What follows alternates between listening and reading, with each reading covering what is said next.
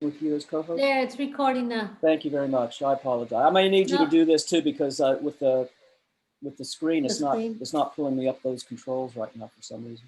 All right, let's go. Good morning. 8:33 a.m. This meeting has come to order, and we do have a And Melon just we have a joined. quorum. Melon just joined as well. Welcome, Melon. The first order of business is to approve the minutes from October of 2020 from our last meeting. And I have to admit that I do not have access to my notes from that meeting, and we have a question on the reports as to who moved to approve the program's report, and I just don't remember. Anybody remember? Yeah, I don't remember. I know they were approved, and last month was the first time I didn't print out everything where I write notes as we go along. Should we hold the approval or table it until that information is available? Well, my suggestion is, why don't we just, since it was approved by unanimous vote and we all recall that, or at least those of us who have chimed in recall that, why don't we change it to say that the programs committee report was approved unanimously and not have, because we can't seem to remember now. At some point, I'll be able to get back into my office and get my notes, and we could try to supplement it, but I don't want to hold up the approval of the meetings, of the minutes for that. Anybody else have a different view? Should we approve it with understanding that that information will be added when it's available? Yep, we can do that. Or just say by unanimous. What, Melon?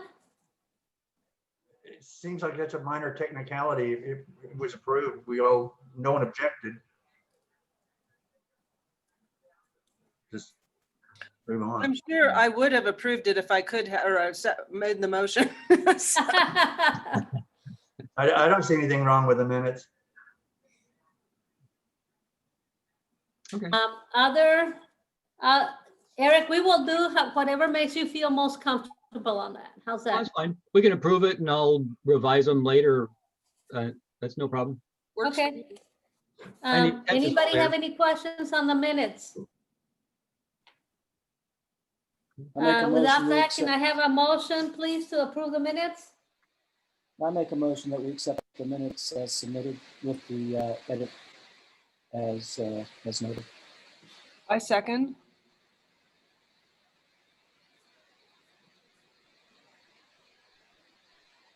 Any other discussion? Hearing none, all in favor say aye.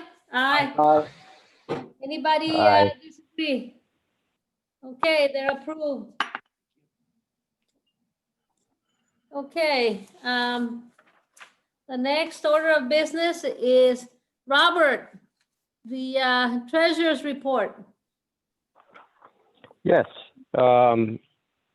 Sorry, I haven't been here the last couple meetings. The updates that are at the bottom, and there wasn't a lot of activity in October, obviously. There was very little expense, or there was expense-wise with the solar tour, but very little income or revenue coming in on October. So that is in there. But the other questions that were asked, Rosa had forwarded to me about particulars in the past reports. I think it was August. The expense in that category, the $300 there actually was broken down on the treasurer report updates here. $100 from Eric, $100 from Lissa, $50 from Rosa, $50 from James. So those were all included and included as solar tour revenue. And I will update that spreadsheet. Rosa did send that to me to complete before as those things come in. The September $250 total was for solar tour. That was from Michael. The other couple items that Rosa sent me were the $50 dues booth expense in August was actually Community Foundation of Texas. It's not $150, it's $50. So that's what that number Yay. represented. And then the other expense was $384.78. That's actually a revenue that was contributions, donations. That was partially from Communities Foundation of Texas at $284.78, and then $100 from Roger Lagerbod as a kind of a general contribution donation in that category as well. Solar tour revenue and expenses aren't complete yet. I just paid for the Facebook ads recently that Larry had finally sent to me, and then the other recent expense again was for the T-shirt reimbursements. I think that Mellon had sent me for $372.92, and that's pretty much it. Again, I will get the solar tour report finalized as these final expenses are paid, and try to get that out before the end of the year. And that's pretty much it. Robert, I have a question. Have we not received the approximate $1,400 from Communities Foundation from the September Giving Day? I believe we did, but it's a November revenue, Okay. so that'll be on the next report. Okay. I think it did come in. Yeah, I did get that check in and deposited it, but it wasn't until the first week in November. Okay. Fair enough. Anybody have any other questions on the treasurer's report? Robert, hi, this is Ron Zagari. I was hoping to get a little bit more educated on the budget. Is that something you would have time to work with me on, or I realize you have other responsibilities, and I just don't want to impinge upon your time outside of these meetings. Yeah, I don't really have time, Ron. I apologize, but I don't. I mean, everything budget-wise is in this balance sheet, basically. And if someone else wants to expand upon, forecasting and things like that, then I say go for it, but I'm not going to spend any time doing it. Yeah, I guess it's partially because I'm fairly new on the board, but I can work on expanding this type of thing. I just don't. I just have a lot of questions about what it is today. What these line items are, how you go about determining a budget, an annual budget, that type of thing. Yeah, it's really very simple. It's more of a balance sheet, I think, as you've pointed out in the past. It is based on our bank account and our memberships coming in from Square, and there's really no forecasting other than just a estimate of what we think will come in based on the past years. Yeah. Nothing for as far as any other programs, though. I mean, nothing else has been expanded beyond the solar tour, which is the biggest part of the budget usually. Yeah, in any budget, there's a lot of guesswork involved, and we use historical numbers as a starting point. Are you saying that some of these expenses that you see in the bank account come as a total surprise and not realizing it was something we would have to spend money on? I'm just trying to get a better flavor for how you go about producing this document. This document basically, again, is based on the bank statements, the money coming in and money going out. That's the long and short of it. And Ron, just for information, we don't have, for example, we don't have salaries because we don't have employees. We also don't have a location, so we don't have rent, we don't have utilities. How we have addressed physical locations in the past. We either had in-kind donations by different locations letting us use their facilities, or with the church where we had been meeting for quite a while now. We basically give them a $600 donation at the beginning of every year. And that's how we address those things. When we've had issues like, I think we misplaced our projector for a couple months. One of us went out and bought another projector, a used one that was very inexpensive, but it was basically another in-kind donation to the group. So the challenge we have is that the only thing that we really have to forecast for generally is the solar tour. And that one does take planning, and that's the solar tour committee usually puts that together. And that's our biggest expense, and the one where we do try to forecast based on the prior year. This year was different, as most of 2020 has been, because we didn't have some of the usual expenses, and we didn't have some of the usual gathering of volunteers in physical locations the way we had in the past. So I get it. I'm trying to figure out, I know that there's a potential for monies to come in to NTREG as part of a program that Texas is pursuing, and we would be very glad to participate. My view would be is that if we are looking at doing that, then we can obviously plan for that and start planning for that by forecasting, but I honestly don't even know what we would be required to do right now. Yeah, you're a couple steps ahead of me talking about what we could do from a financial planning standpoint.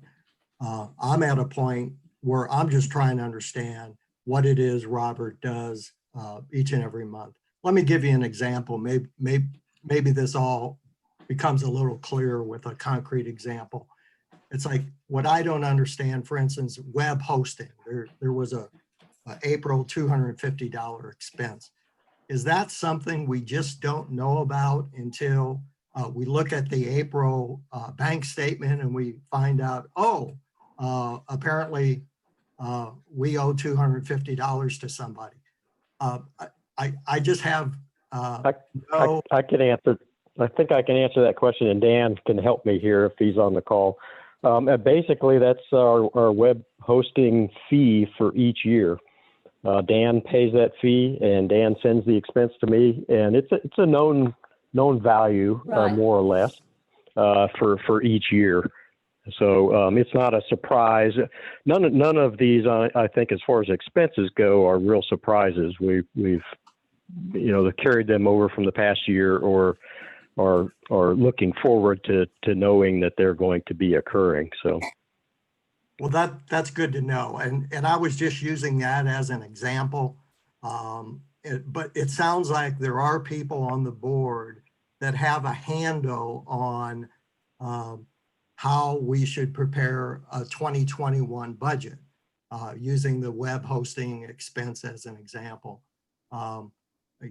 Again, it's my lack of knowledge about what some of these things are all about. And I appreciate that the solar tour is a large component of our finances, both on the revenue and expense side. I'm just trying to understand it. Yep. No, Ron, and Ron, I would be glad to share more of those particulars if you want from what's on here. I would be happy to do that. I just don't have a lot of time to try to start forecasting much different stuff for next year or anything at this point. But if someone wants to take that on, then that's great. Rosa, Michael here. Why don't we, I suggest that we put together a financial committee composed of 2 to 3 board members that takes a look at with the support of the treasurer, and then a report is submitted for the budget next year. And again, but Michael, I'm not going to have a whole lot No, of time I to realize spend that. on That's why I'm Yeah. suggesting a committee and, So who's to volunteering move to it be on forward. the committee? Well, I think Ron I has think- expressed an interest. I think before we, I mean, I agree, Michael, we need a financial committee. However, we should reach out to our members and ask if they would like to also become a part of our committees. I know currently we don't have a membership directory or anything. If that's something you could possibly get or gather, that would be nice. I guess, Lisa, that would be your job, perhaps. Yeah, I have a list of current members and then people who've attended meetings, so. We're not always, So, I mean, I can be the point of contact to call them, or if need be, and be like, hey, we're asking to see if you would, want to build up this financial committee. Do you think you want to be in on it or something? Well, we can make an announcement at today's meeting that we're, if everyone agrees that we're going to be setting up some committees. Is there more than just the financial committee, but we're looking for members of our membership? I don't think just the general attendees should be participating, but our members. it can encourage somebody who happens to be attending and hasn't decided to actually join. And I send out reminders for people to pay up, and mostly they do, but they don't always. And there's only so many reminders that I'm that comfortable sending out. So, so I think, as it could just be clear that as a requirement for participating on the committee is to make sure you're fully paid up.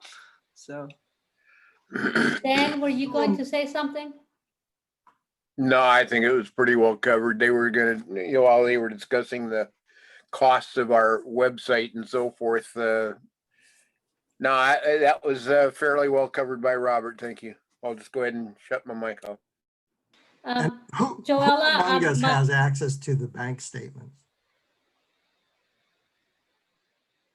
I'm sorry? What was the question? What was the Who question? I'm among us, sorry. who among the board has access to the bank statements to try to get a feel for, the ebb and flow of money? I do, and I believe Rosa does, but I don't think Rosa actually accesses them regularly. We would have to add a person to the account, I think, to do that.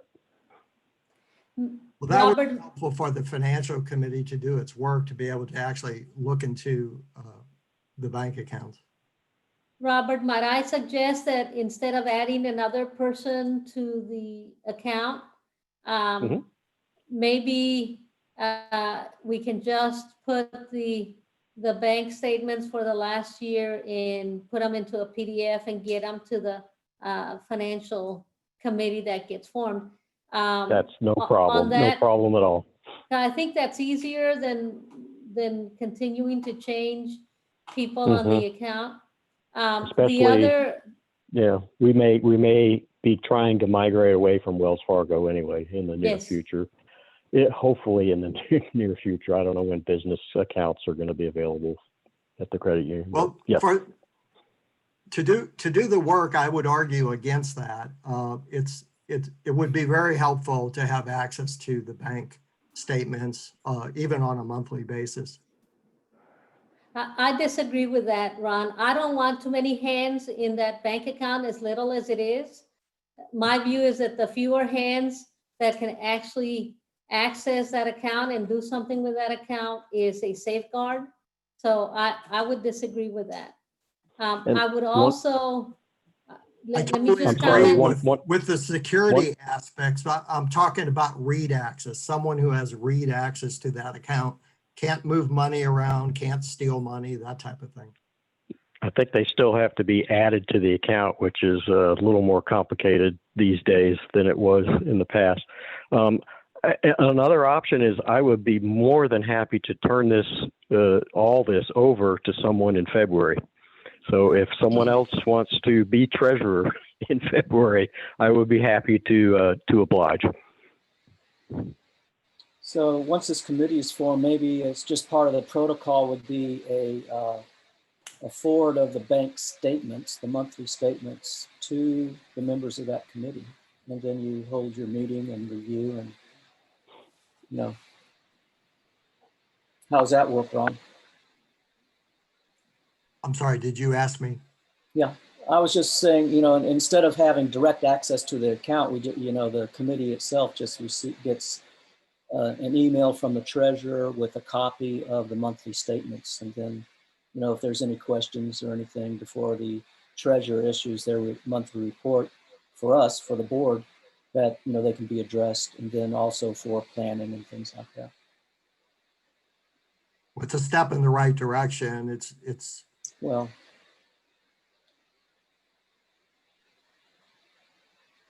yes, this is being recorded, Melon. The other comment I'm gonna make on this committee is my preference would be that it be composed of members of the board, which while we are a nonprofit and our books are open not only to our membership, but frankly to the public at large, at least for purposes of management and having decisions made, I would have a very high preference for the composition of this committee to be members of the board.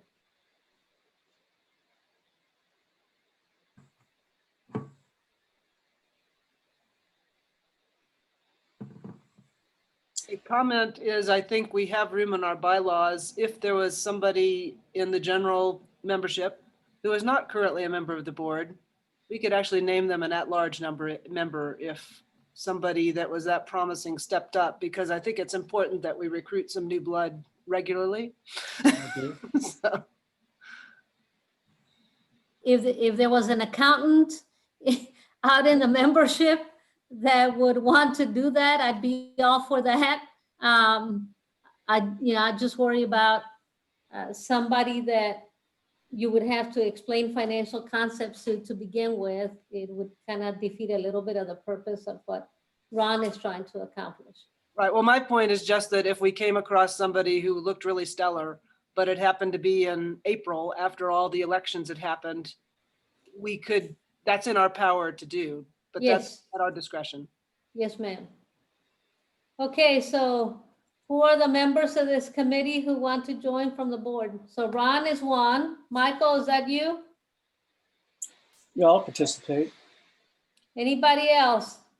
Well, I think we talked about this last month and we just never did anything about it. I mean, well, there's various members like me and Mellon who have historical memory as to what's been going on with budget. So I can, you know, certainly give some historical perspective if that's useful, and look forward. Mellon, how about you?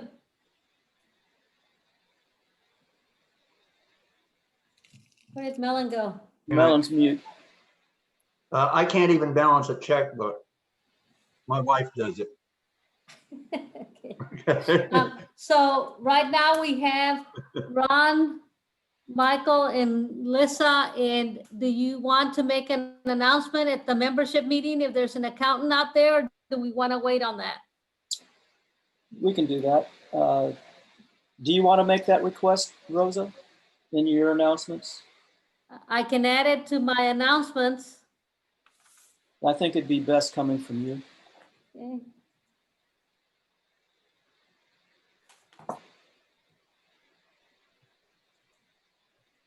Just my thoughts. Let me just make a note.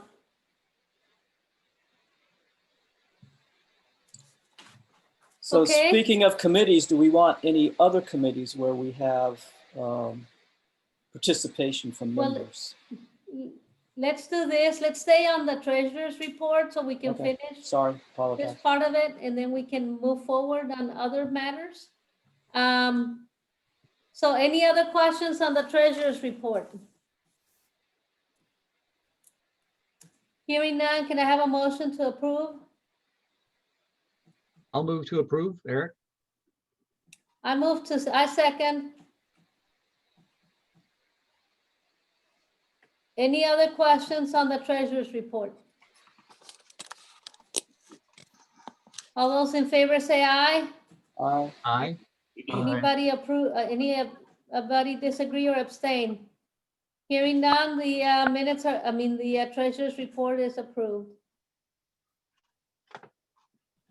Rosa, Yes, I'd like to add a point of clarification that's not directly related to the treasurer's report. But for Ron's benefit and those of others that may not be aware of how this website expense works every year, the domain is registered to me, and as Robert pointed out, I do pay the bill every year, and then I send him a copy of the invoice, and it's just a straight pass through. When I originally set it up, I knew that we would be growing. Consequently, the DFW Solar Tour domain and NTREG all cost the same amount. There's no additional cost for the Solar Tour website per se. We do have what's called a domain name protection on it, and that is a per domain name cost. It's only, I forget, it's like roughly $1 a month, so it's fairly minimal. But what it does is it keeps all of our information private, so that at any time, if anybody wants to go poking around trying to find names and addresses and phone numbers, it is not available to the public. Other than that, as Robert pointed out, it's a $250 nominal annual fee, and that it covers all of our websites. That's all I wanted to add. Hey, Dan, Michael here. Does that $250 include the $12 per year security controls for both websites, or is that those additional charges? No, that's what I just mentioned. It's the answer is yes, it includes that. Okay, thank you. okay. I Let's, guess it makes sense for me to try to clarify that, it's, I'm not trying to suggest that we're spending money we shouldn't spend, or that things aren't totally fine the way they are. I'm just trying to understand this document and how we can use it to go forward. Ron, there's no problem with it whatsoever. I guess because some of us, I guess, have a long history with NTREG. We've gotten comfortable. And so we know what's in there and we're not worried about it, but perfectly understandable. Somebody coming in that doesn't have that history, understandable, no worries. Our books, as I said, we're a nonprofit, and our books have to be open to the public as a whole, and certainly to the board and the membership. So don't worry about it, okay? Okay, Lisa. Before we move on, we did have a question from Joella regarding whether we're utilizing QuickBooks or not. And I think our books are so simple that it's just a spreadsheet right now. And That is correct. And Yeah, our it's just a Form spreadsheet. 990 is, that we submit for our revenues and everything. I mean, we just so small right now. We don't need to have QuickBooks. Okay, can we move on to membership report? Lisa? Sure, let me bring it up. Yeah, just scroll on down. There you go. We do have one new member that he may have been logging into meetings recently. Vu Nguyen, I don't know him, and then we had a renewal. So we're sort of stable and low. We've dropped off a few members. We have 53 individual members right now. We're still at 3 professional members and 1 business/commercial member. So I'm sending out reminders as people roll off. The problem is if they renew via either Square or Texas, I don't know until the end of the month when I ask what happened, because I don't know if there's apparently not a way to set it up to where I get notified. I did see a maximum of 44 people signed in during our last Zoom meeting, and then I could identify and sort of mark off the names of 35 of them on my roster. And a lot of them are not current paid up members, there's several names that I don't recognize every month with the Zoom meetings. For all I know, they're coming from New Zealand. I don't know. But anyway, so that's it. Any question for Lisa on the membership report? Hearing none, can I have a motion to? No, I was going for the mute button or trying. Normally about this time of year, I get a notice from Texas that my membership's due, and I haven't received it this year. So what I do, just go to Texas and. Yeah, I guess what I do is. Or I just go directly to you and. I'm backward looking. So if we get into November, I look at the people who last paid of October the previous year if they haven't renewed. And I send a renewal notice that says, hey, just reminding you, your membership expired. You last paid in like October 2019, just a reminder. So I can look on the list and see when you paid last. Maybe it was last November, and I would normally send you my reminder in December, but I don't know what Pete is doing. Or I'll just, typically I received something about this time of year, and I didn't. And usually I get the notice in October, actually. Ron, do you know if Pete has sent out the renewal notices yet?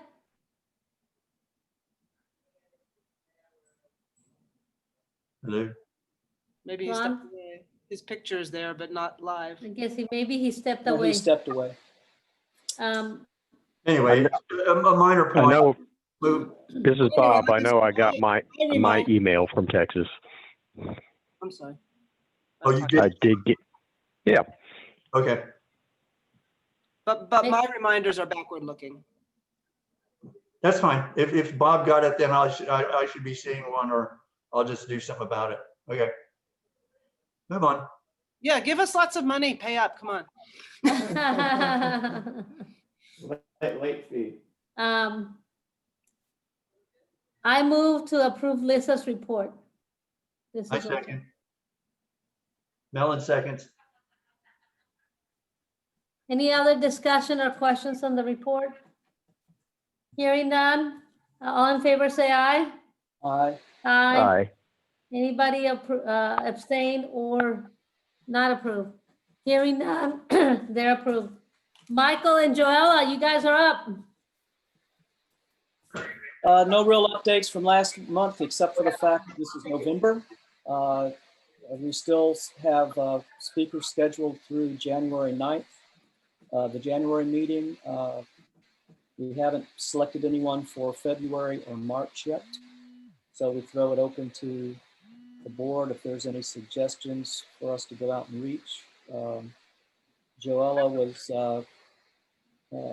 trying to get something coordinated for February, but I don't know what the status there is, Joella. So my car has been fixed finally. That's the status on the updates for me reaching back out to that person. So now that I'm living in new quarters versus Venus, Texas, then I'll be able to reach back out to that person. But like I said, he's 100% on board, but that's why I brought it to y'all back in September, I believe, when we first talked about it. It's just making sure we add him to the spreadsheet PDF and to remind him, make sure he's available. I'm sorry, What'd you say, Rosa? Who was that? The guy on the spreadsheet that it says about the automation. Studio Momentum Architects. Yeah, that one. What would they talk about again? They're going to just present one of their presentations that they've done in the past. About what? I cannot recap right now because Okay. I gave y'all all the information that y'all could have went to the website and read about it. It's not in front of me right now. I'm just participating because I come to every meeting. Let me But say it's that from me and Michael, we can discuss whether or not he's going to go forward. Like I said, if I reach back out to him and double check his availability, because months are going by, the clock is ticking. He may be preoccupied now. We don't know this, but this board process takes a long time to make planning things. if we're thinking about renewable or sustainable type architects, maybe we could have a panel discussion. Gary Ope, who's been around these parts for many years and is well known for his renewable and sustainability architectural work, would be somebody to add to that list if that's what we're looking at as well. If we do that's not a bad idea. If we do a panel discussion, which we include this group as well as Gary Oak, we could have Paul Westbrook as our moderator.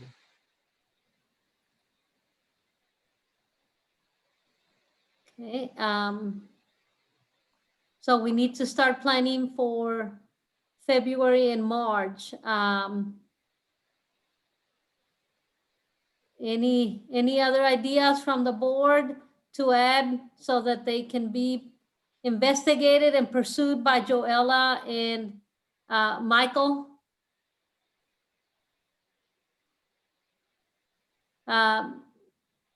If not, if you think of some, go ahead and send them to Joella and Michael so they can add them to the potential list and they can follow up, and we can try to have our speakers ready for the next few months. I'd just like to say that Garland Power Company sounds the most interesting to me. Sorry? Municipal. Yeah, they're a municipal power company. That, I think that would be of more interest to me than architecture. What would you like them to present about? Their overall environmental program, the renewable energy program? I'd have to give it some thought, but sort of like the North Texas Water District in the past, talking about how they distribute water and how much energy they consume to doing it. Garland Power probably I mean, they used to have incentives. I don't know if they still do, for solar installations. They also used to, or maybe they still do, own part of a coal plant that they were trying to shut down. And I don't know if that's been shut down yet or not. I mean, that could be part of it. Yeah. How they're viewing renewables in the future are solar and wind attractive, or what are the downsides from They invested in a solar farm, I don't know, or co-serve. We've dealt with coal. Didn't we do a field trip with co-serve once? And they sort of do lip service to solar. That was a long time ago. People are changing their attitudes now. I just thought the water and the connection between energy and water and the importance of conserving it was a really good meeting, and that was about 5 years ago. Anyway, I'm just architecture doesn't. We've done too much architecture. That's what I'm saying. No more. I know that they also participated in the DFW Solar Tour last year. So I think they have a renewables program that might be something for them to come talk about. In addition to that, I think that I know a few years ago, we had somebody come and explain how to read your bill so that you would know what fees and charges were included in it. I thought that might also be a component of what they might do. Sure. Yeah, we haven't done that in a couple of years. Yeah, well, it's been more than a couple of years. I think it's been longer than that. So I guess we'll leave it to Joella and Michael to follow up on all those and see where we end up for February and March. I can't resist making a comment in defense of architects. Okay, have at it.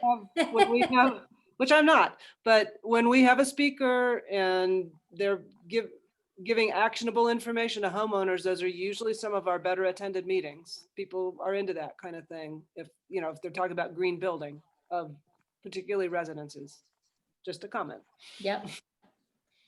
Well, I still say we let Michael and Joella exactly. do their job and see where we end up. Maybe someone else will have the job. I don't know when they expire. Mine Here on expires the in. screen, look at the bottom of the that's screen.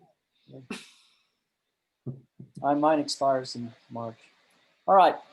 So Okay. I submit that report as is. Joella and I will work on updating it for the next meeting.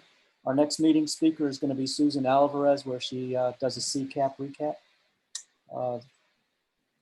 Hopefully there's a lot of information that she can provide us as far as now that they're moving forward. They can bring, she'll bring us up to date. And of course, in January, we have our virtual field trip. I was actually, I haven't reached out or gotten back with a second recycler, which is in Dallas, and they have an interesting program about food recycling from restaurants and grocery stores. And so United Electronic Recycling is electronics, right? And computers and solar panels and things like that. And this other group does everything else pretty much. I mean, it's not that electronic recycling doesn't take other items, but they're also Dallas focused, where this is in mid-cities. So it might be worthwhile to see if we could have a combined presentation. So I'll keep you all posted on that for January. But we definitely do the virtual tour with recycling, where they do a walk through their facility. Maybe someone at DISD would like to do something in February about their sustainability program, if they get it going. Just a thought. I know you sit on a committee there, Melon, if you have some suggestions on who to reach out to. Yeah, there. We can talk later. Yeah, I'm just spitballing. I move to approve the programs report. I second. Melon seconds.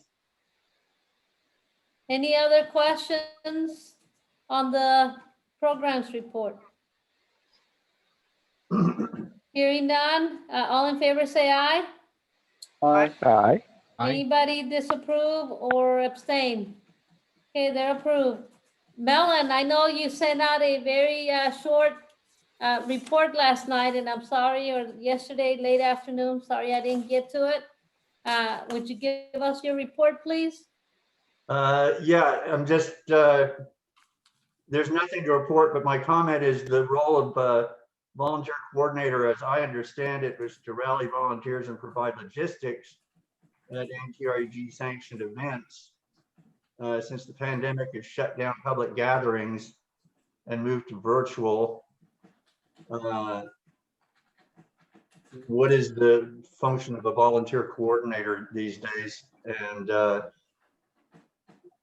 I'm just saying that maybe we need to rethink what a volunteer coordinator's responsibilities are, or and if it's more in a virtual area, then that's definitely my weakness. Whereas my strength is in logistics and herding cats. So that's just food for thought. Anybody have any thoughts on Melon's suggestion?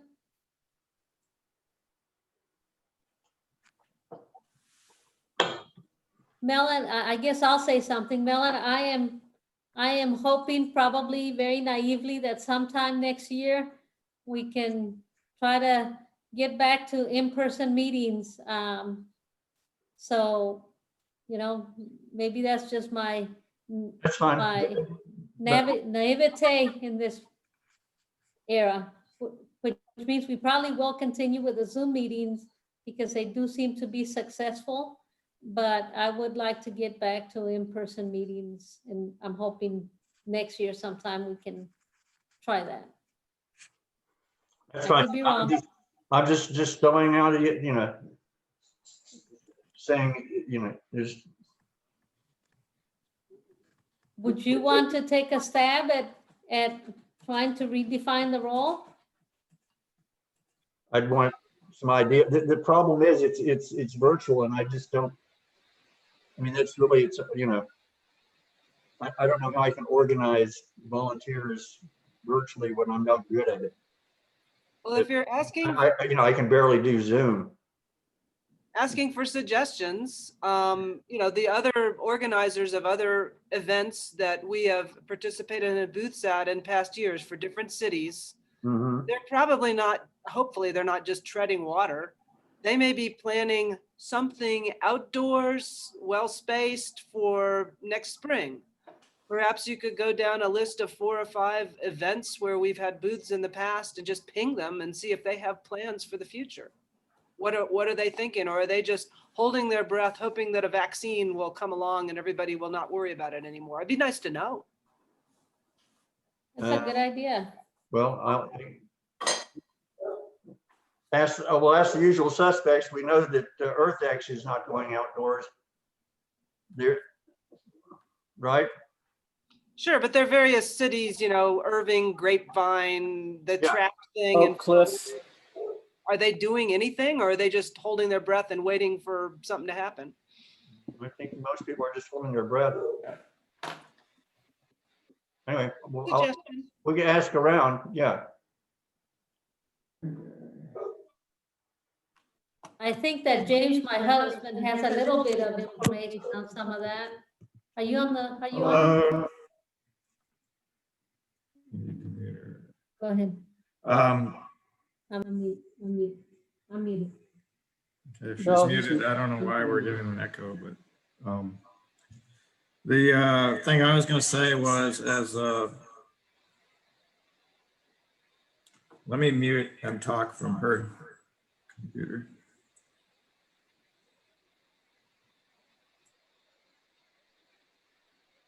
One of the results of the participating in the, can you hear me? Yes. Okay, so one of the results of participating in the Dallas College Sustainability Summit was that Georgianne invited us to participate in their Dallas College Sustainable U, which they're, I guess, re-emphasizing since they're doing them virtually instead of actual meetings. So somebody could present there, or we could do a panel, or who knows what. And then EarthX TV is apparently trying to broadcast live 24/7. So I think they're looking for content. So we could either try to do something specifically for that, or we could offer to contribute some of our videos from the solar tour, or even our meeting videos. Although I don't know if that falls under the purview of what Melon was talking about. That was my comment. Yeah. I've just, any ideas?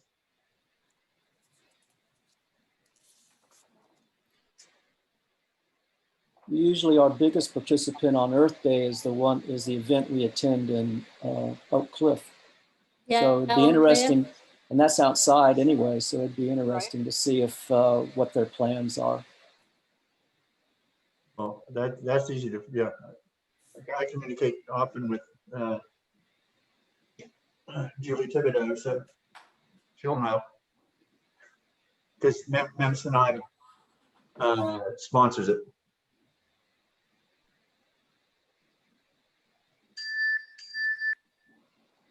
Okay, that's action item. Melon will check that out. Okay, Melon, great. Any other questions for Melon on his report? Hearing none, may I have a motion to approve, please?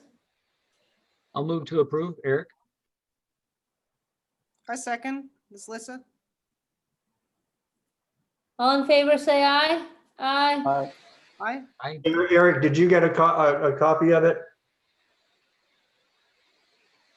Of your, I actually wrote this down and then emailed it, and I think I posted it on the IO board group. yes, I got that. Okay, that's all I need to know. And when the meeting comes, I, as event coordinator, or volunteer coordinator, I would be just taking up time. So skip me in the meeting. Okay, so that's in the membership meeting? Yeah, I don't know what I have to say constructive. So I think the constructive thing might be, Melon, that if there's somebody in attendance that would have the information, some of the information we're talking about, trying to obtain to see if anybody's planning outdoor meetings or events instead of indoor, it might be good for you to make that announcement for them to get you that information or to contact you so that we can also capture people who might be in the meeting that are planning those kinds of things. I think it's still helpful to do that. Well, okay, because I was thinking of doing a MailChimp approach the same way. That too. And then all they have to do is click. They don't have to write something down or remember it. That too. Yeah, I'd say that instead. Okay. Well, it's up to you. I say repetition is good, but Yes. Okay, all right, then I'll mention it and then Stay on, Melon. back it up with a MailChimp. Good job. Right. Okay. I guess I'm up. I have to apologize to everybody because I kind of went dark starting around the middle of October, which would have been about a week after our last meeting. And I went off on another project and I got really overwhelmed for the better part until I think it was this Monday. So I didn't do much for NTREG. I think I did follow up on the North Texas Giving Day, just to make sure that Robert had the information about the check being issued late in, I think it was October 30th or 31st, that they were going to send out checks. So the main thing I have for my report is to circle back around that we've got board elections coming up again early next year. And I know we're about to get into the holidays, and days and weeks during the holidays go very quickly because a lot of people are out. But for January, February board elections, we've got the secretary position that comes open. If anybody wants to stay in their position and run again, I would be very happy about it. But obviously, as Lisa has correctly pointed out, we do need to try to have more and hopefully younger blood come in to carry on the group. Michael's position as program co-coordinator is also up for re-election in January and February. Melon, your position is coming up. And then Ron, your position as member at large is also up, because at the time that we did that, we had 2 open positions, and one of you took the 2-year position, which was Ryan, and you took the 1-year position. So that is I understand. for Thank you. re-election on this coming January, February. I just wanted to, again, make people aware so that, because I know we have to start planning to carry out those elections. And even though Dan does most of the work, I want to have people start thinking if they want to stay, to make sure they get back into it. Anyway, that was the main thing I wanted to do. And again, it couldn't be helped. I ran off to do something else. So sorry about There at the solar tour, there was an individual, I forget, I think the name began with C. I think he was an attorney. And he did a really good video. you may be talking about Jim Cochran. Yeah. Yeah, he's pretty enthusiastic. Yeah, I mean, he was gung ho. I think he'd be someone to approach. that. Okay, Okay, that's a good idea. all right. Anybody else have any ideas of anybody that might want to come on the board or serve on the board? I just want to mention that Rosa's being very modest. We all really appreciate and know what she went off to do. And she may be personally responsible for the change of the administration. I don't know. I don't want to say that for sure. But we really appreciate what you did for Dallas, what you did for Texas. And that was a big job. And I'm sure you enjoyed doing it, although it was a real investment of your time and effort. Thank you, Ron. I don't know that the word enjoyment would fit in there, but duty called, and Which job was that? Being in Fort Worth, I don't know what goes on in Dallas. Yeah, I was gonna say, now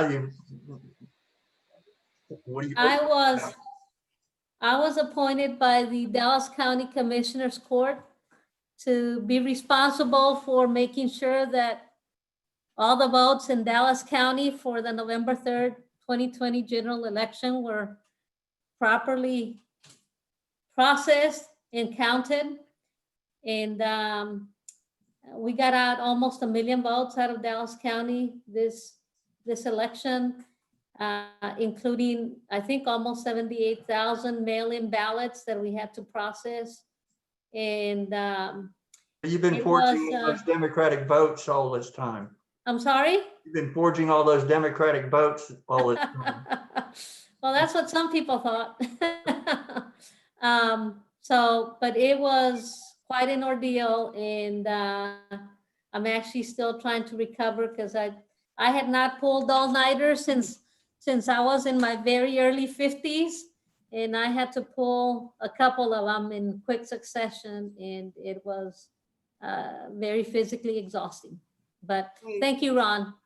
No news is good news, because I didn't hear anything negative about the Dallas process, and I heard some other things about neighboring counties. So excellent job.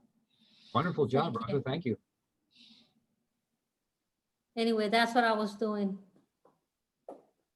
I can see why you went dark. I did go dark, including Rosa, from my we really- clients, and I have to thank my office staff and other attorneys that did all the work that I would normally be doing so that I could get this done. So, thank you, Ron. Would somebody please approve my report? I move we approve Rosa's. I'll second. report.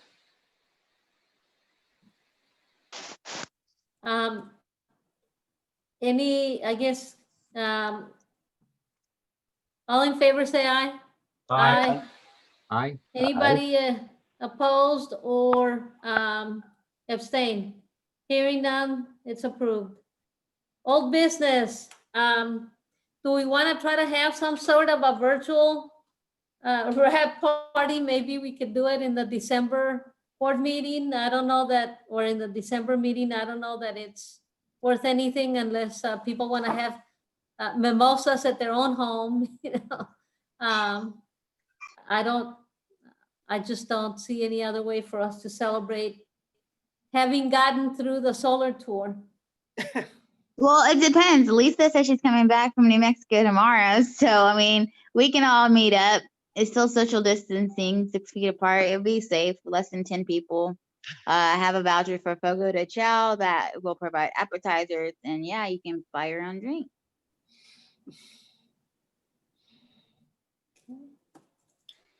It's an Had option. it for a while. So it's my contribution to the group. Anybody have any other ideas? Good idea. It seems the last except, time we met was for orientation, no? It feels like it's been that long, honestly. I think you're right. I just don't have any idea. I So don't think a virtual celebration sounds very appealing to me. No, Uh, but I'm COVID shy, so I probably will not participate. Me too. We're just going to have to save it up and have a lot of pent up demand in 2021. let's do that. A great idea. Yes, we can call it the pent up demand party. Yeah. I'd like to take a moment to acknowledge the fact that one of our two presenters has joined. Larry Brassfield is online. Yeah, I've already invited him, welcomed him in, and Hi, Larry. Hi, Larry. Good morning, everybody. How are you? Good morning.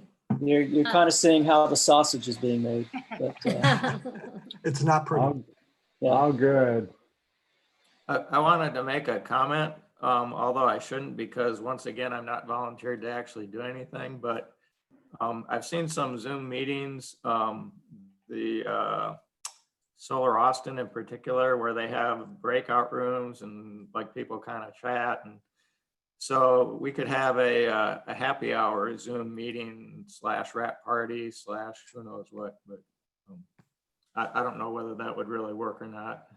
I mean, it can, because overall we haven't discussed what was good about it, what was negative about it, and how we, if we had to do a virtual one again next year, you know, well, we would do the same processing, you know. So Maybe like a host debriefing or something. yeah, and normally we would also invite the hosts and all the volunteers that participated. So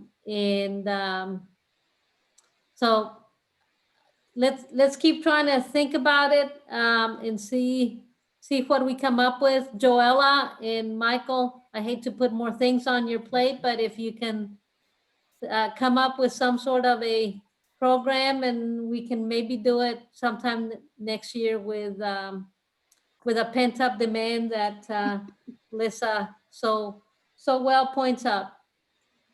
One thing that just occurred to me, which is slightly related, there's the clean energy beers down in Austin. I haven't attended, but I thought that are they doing Zoom meetings now?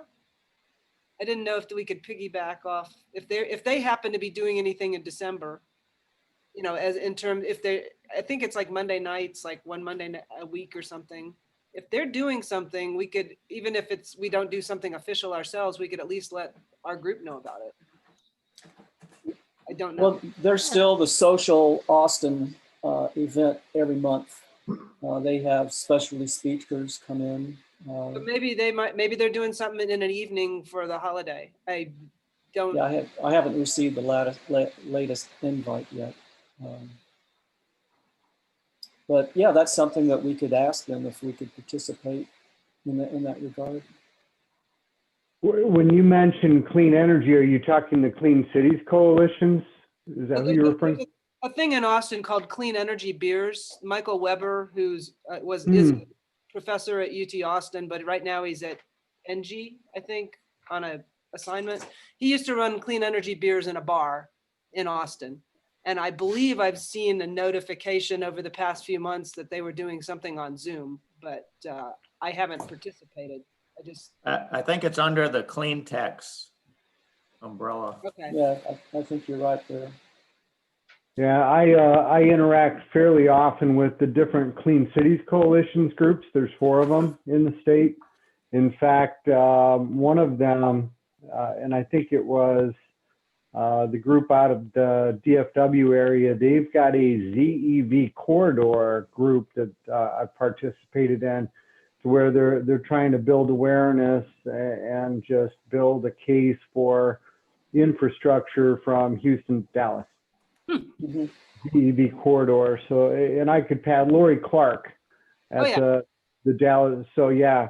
If you contacted her office and you ask about the ZEV corridor, they may give you some direction from there. But it's been good to be, and I have to say, quite honestly, I'm just thrilled with all the support and interest for all the clean energy initiatives your state has, because as somebody who doesn't live in Texas, and I'm sure you heard this before, the perception is, oh, it's a big oil state. Well, there's so many initiatives to all these different alternatives. It's really, really exciting. So. Okay, great. On the new business, I announced earlier the board elections and covered that in my report. I think I will make an announcement at the membership meeting as well, so people know what's coming up, and see if anybody else wants to sign up for any of these positions and run for them. So there's not much on that other than just bring it to everyone's attention that we've got these elections coming up. On the acquisition of a hotspot for NTREG, I started thinking about it because we have all been at one point or another in a situation where we didn't have internet access for one reason or another. And I was trying to think of ways to make things easier for all of us to participate in the board meetings or in the membership meetings. And one of the things that came to mind was one of the people last year that wanted to run for one of the positions. I think it was for the, I want to say maybe it was 2 years ago, the event coordinator, Melon's position. Their challenge was that they only had limited amount of data for what they were doing. And so I started thinking about whether we might have situations where it would make it easier for people who wanted to participate, especially who were rendering services to the group or on the board, and were going to be in a position where they didn't have access. And maybe if we had a hotspot that we would buy, that we could loan it out, so to speak, so they could use it for NTREG business. Anyway, that was my thought. It's probably a harebrained idea, but there you have it. And I looked at it, and I think they're like $69 or something like that. And I guess when you have a little bit of money, you start thinking about ways to spend it. So we have a little bit of money. So I was trying to think how we can facilitate participation with our group. That hotspot is an independent account that has a monthly recurring charge as well. You buy the device and then Yes. you have a monthly recurring charge. Then depending on the size of your bandwidth that you're trying to access, they have different levels. So.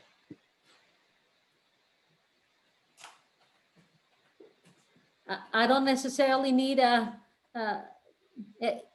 don't need it as an action item. I thought I'd throw it out there and see what people think. And, you know, again, it's towards the end of the year. We have time to think about it, mull it over, and then I think it'd be maybe. good to have overall, like in case if we are at the fair park again in the future and stuff like that, you know, that way we have some source of some Wi-Fi. I mean, I think it's a good idea.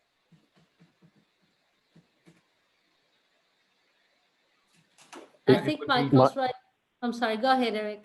I was just thinking kind of on what Joella is saying. It sounds like an interesting thought when we're out at some location at Cedar, I forgot the park in Dallas. Oak Cliff. You know, Fair Park. And any of the parks, and we or want any vendor opportunity. Honestly, I feel like if we had it as a group, and then if Rose is the one that's gonna have it always, we return it to her later. Because I know right now we meet at the church, and there's not really a specific drop box per se for where we can throw our items, you know, in a locker storage type of setting. So maybe Rosa will house the Wi-Fi spot, and you know, she'll know we'll be at Fair Park today, and we'll come and get it from her and then return it or whatever. similar to the projector.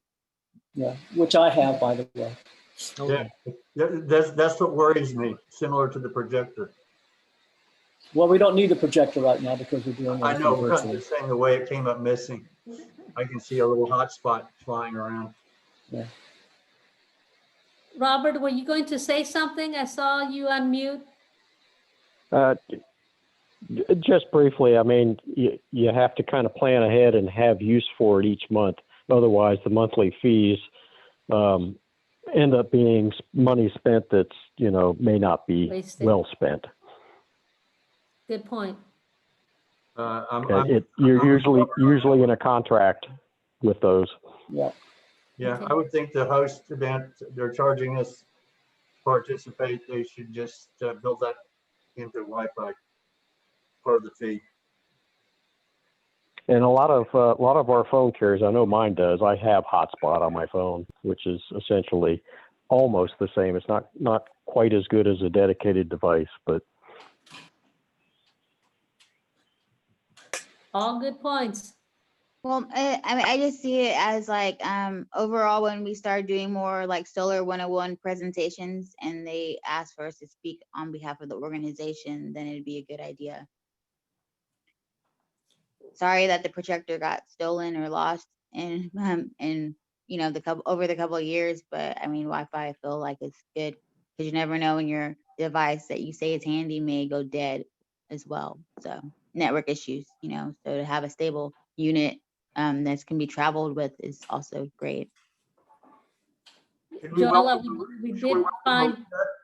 I'm sorry, go ahead, Melon. Shall we welcome Maria? Has she come in? Yeah, she came in. She's been, Oh, hi, Maria. Hi, how's everybody doing?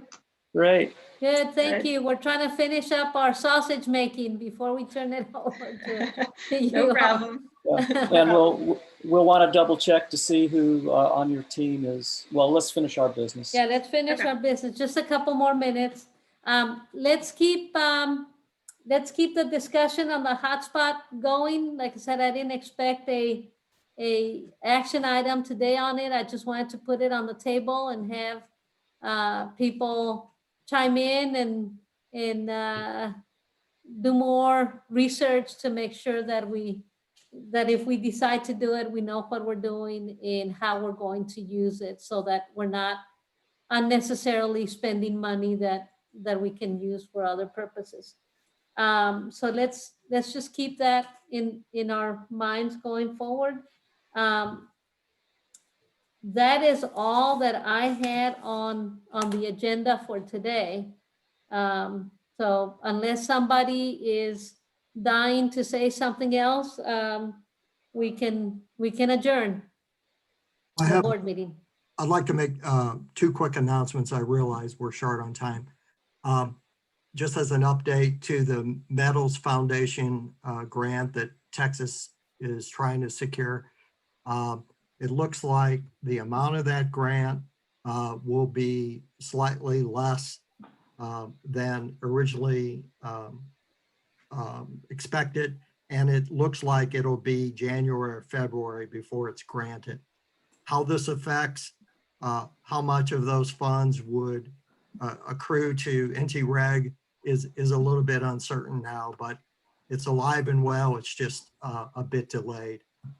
And the last thing I want to mention is I encourage everyone to take a look at some fascinating new research as to how we can achieve 100% clean energy in the United States in the next decade. It's called Rethinking Energy 2020 to 2030. You can read all about it by going to the website rethinkx.com, rethinkx.com. Some very fascinating, counterintuitive ideas as to how we could just use traditional solar, wind, and batteries to achieve 100% clean energy. Conventionally, we think of overgeneration of solar as a problem of this overproduction, and the way you handle that is with curtailment. This report talks about how rather than building enough solar to generate 100% of our electricity, we should really be building solar to produce 300%, 500% of our energy needs. And counterintuitively, that over generation has some wonderful repercussions associated with it. So as thought leaders in our communities, I encourage you to try to absorb this report. It's a 62-page report, but it's fascinating reading, And something like this just doesn't come around every day, this new thinking, if you will.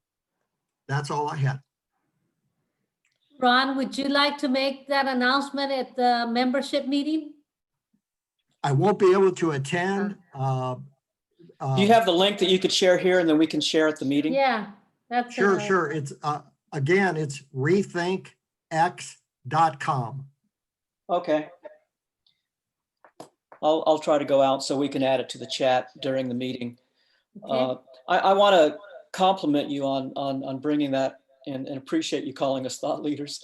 But there's another report that's out there as well, which is called Rewire America. And I don't know if you're familiar with that. And he recently made a fantastic presentation. And I'd like to make that available to everyone as well. Another thought-provoking along the same lines, as far as we got to think outside the box as far as where we're going. Michael, versus climate change. Michael, do you want to make those announcements at the membership meeting? I can. Thank you. And Ron, I have a question. Are there board positions coming open at Texas? Yes, I think it was 2 days ago. Everyone should have received an email. The call for candidates. There's 4 positions coming open.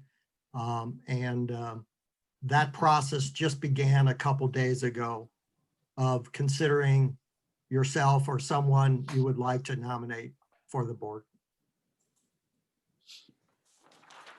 Okay. And I guess I will make that announcement at the membership meeting in case anybody there also wants to throw their hat in the ring for the Texas board, as well as the NTREG board. Anything else before we conclude? No, I'd like to, Rosie, you'd mentioned earlier that one of our members, Good Faith Energy, received an award. I'd like Dan to make that announcement during the meeting, if you don't mind, Dan.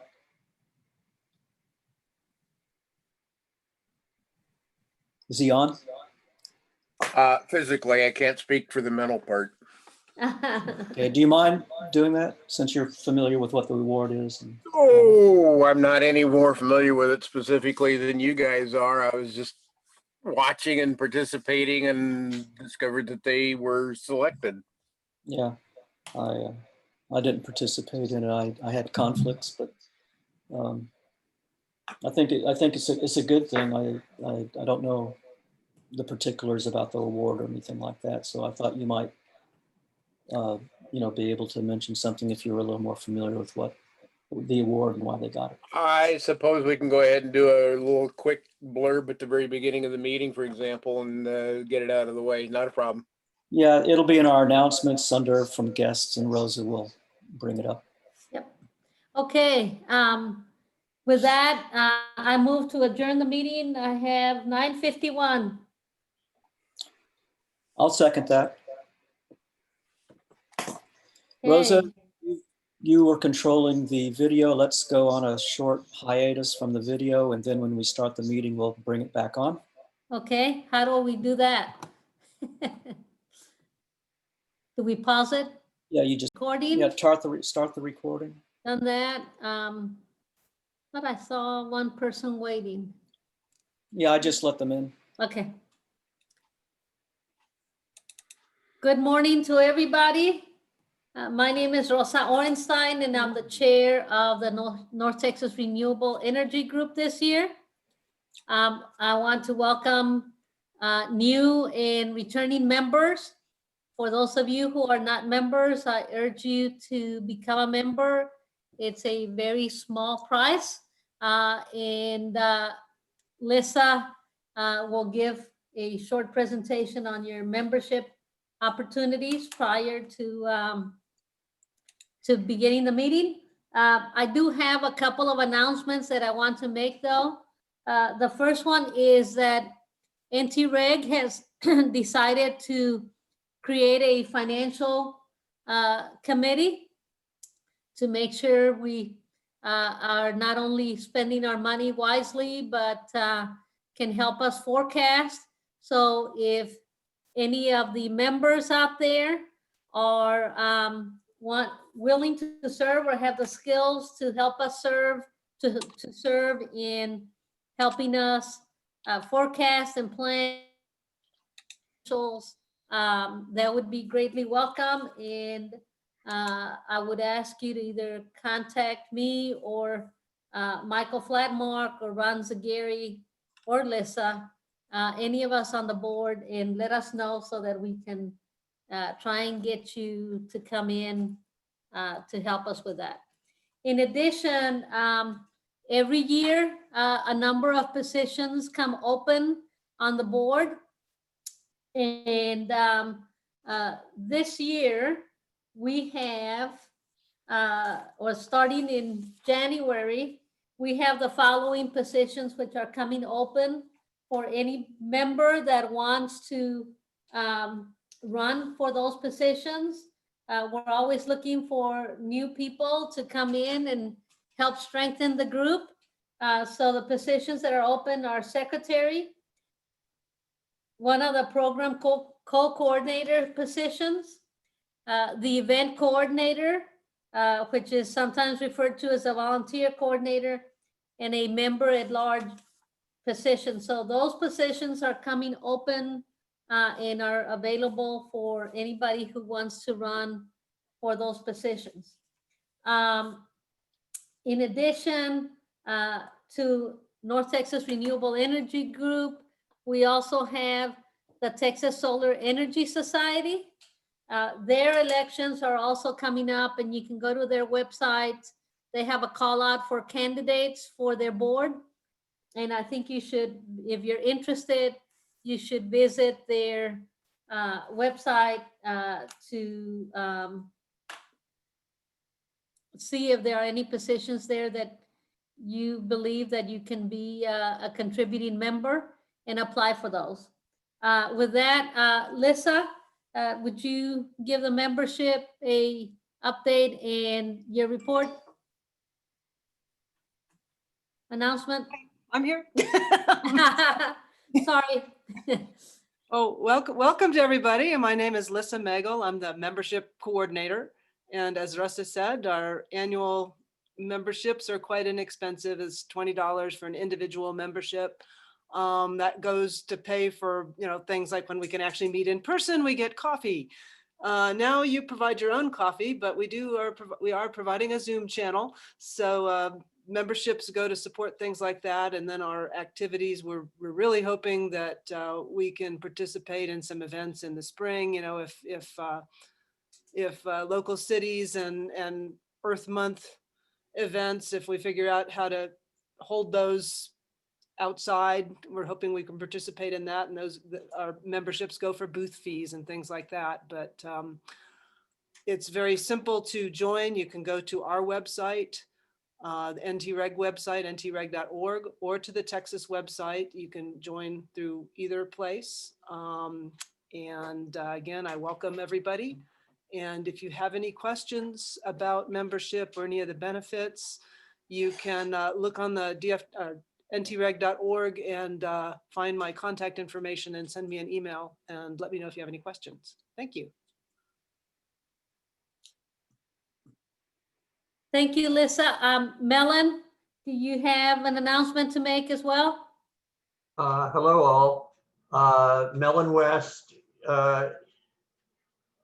and I'm the volunteer coordinator, and typically I would be twisting arms to get people to go and man booths at various public events, but since most public events are not happening, I have a lot of time on my hands, but we are looking to the future and asking if anybody in the membership knows of events that will actually, now that more people are moving outside for events in a safe manner, as long as it can be conducted safely. If you know of anything in the spring that might be an outside event, please let me know, or any of the board members. And I'll probably send a little MailChimp questionnaire in the near future. And I guess that's, and my position will become open in the 21st. So if anyone wants to be a volunteer coordinator, I'll show you the ropes and help you get elected. So give me a call. All right. Thank you, Melon. All right, bye. Thank you. For those of you who did not attend the DFW solar tour, the videos are posted on the website, and I know that there are people working on posting the conversations, the public Q&A sessions that took place. That is ongoing, but you can all go and look at those there. On behalf of the Climate Reality Project, they have their virtual meeting on November 21st, which is a week from today, I think. Mhm. And they're from 1 to 3 p.m. and you have the contact information, the Zoom information up on the screen right now. So we urge those of you who are interested in continuing to follow up on climate reality and sustainability to go to their meetings next Saturday.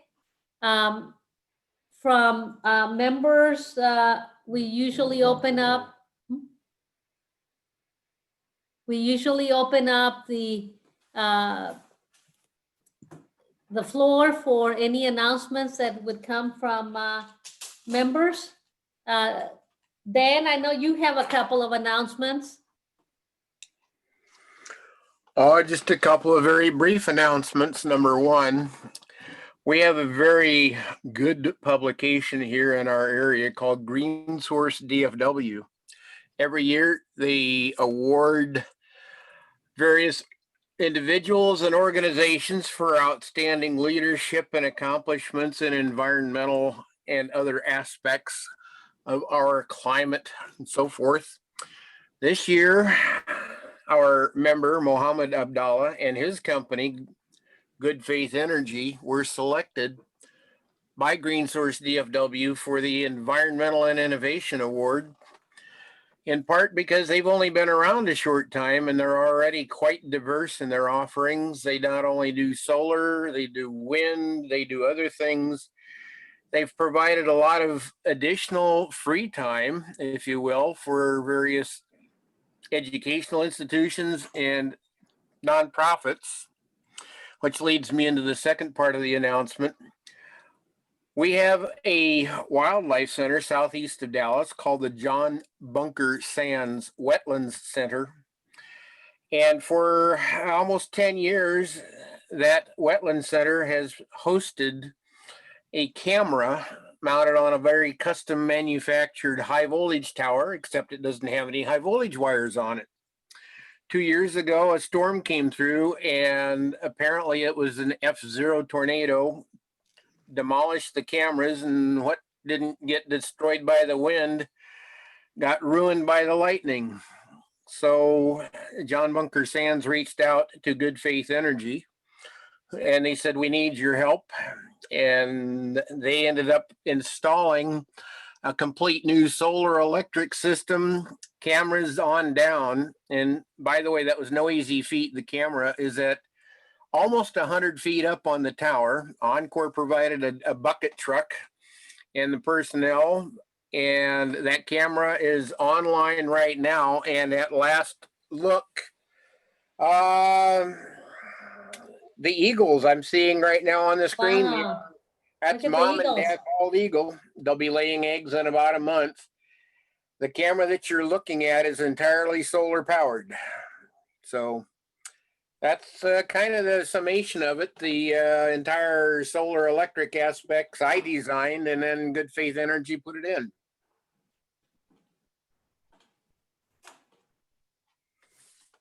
Thank you, Dan. Any other members have any announcements they wish to make?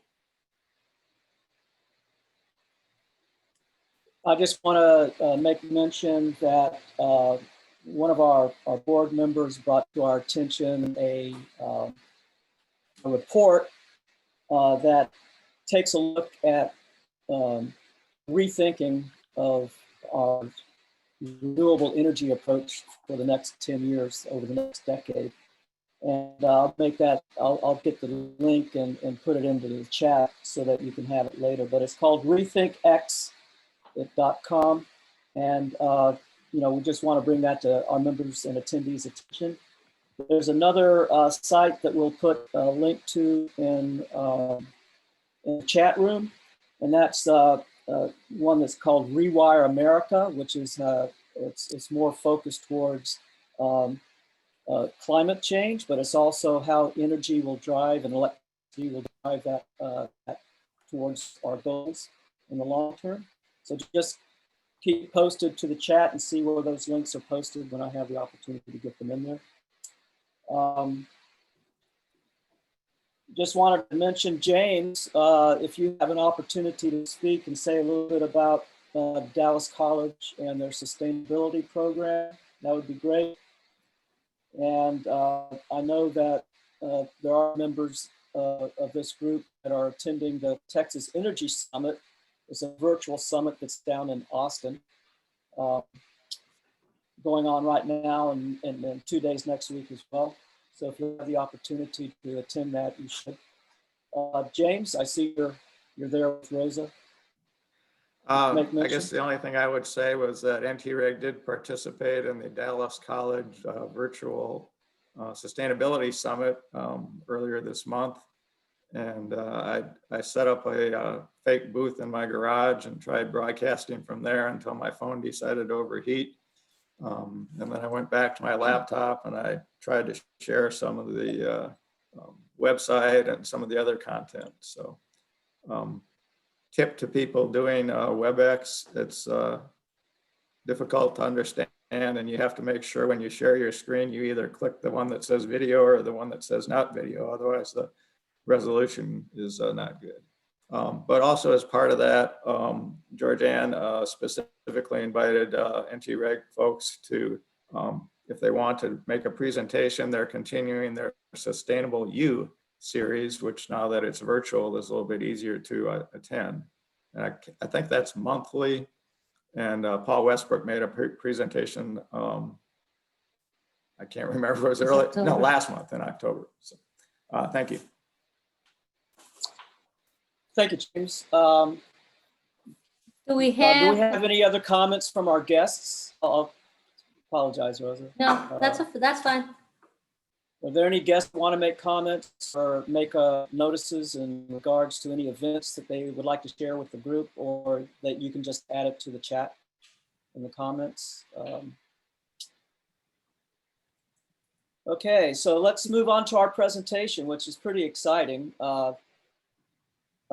I had the opportunity to attend a virtual meeting for the Houston Electric Auto Club down in Houston, and Larry was making the presentation down there. Larry Brassfield, who's one of our presenters today, in regards to their urban utility vehicles, and I thought it was just apropos that we have them come up here and present to Dallas as well. And his associate is Mary Brown. Their bios are on our website and everything. I won't, they can talk a little bit more, but they both have a lot of experience in regards to both fleets, school buses, utility vehicles. But, Lion Electric Company is a leader and an innovator in electric vehicles. And so I want to turn it over to them, let them go forward. Larry, if you can share your screen, we can get going. Fantastic. Thank you. Can you guys all hear me? Yes. Yes, sir. Loud and clear. All righty. Yeah, thank you so much for having us. And yeah, Maria is a great addition to our team. She's come to us with a very extensive background on the bus business. And you'll hear more about us as we go. But yeah, thank you all for your time. I do have a PowerPoint presentation that I'm going to go through, the first part of which is actually a video. So, Larry, is your screen, can you fill the entire screen? I'm seeing, does everyone see a full screen?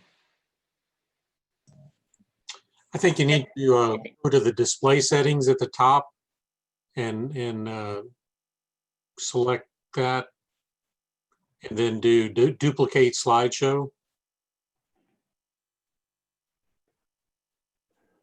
better? Yep, there you go. Thank you so much. All right, so let's see if the video will play here.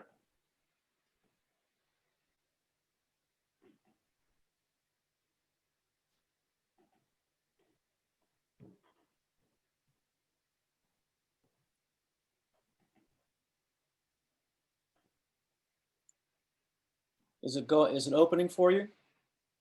Yeah. Guys, can you hear it? No, we cannot. No, we No, can't. we can't see it either, Larry. So let me grab that and see if I can.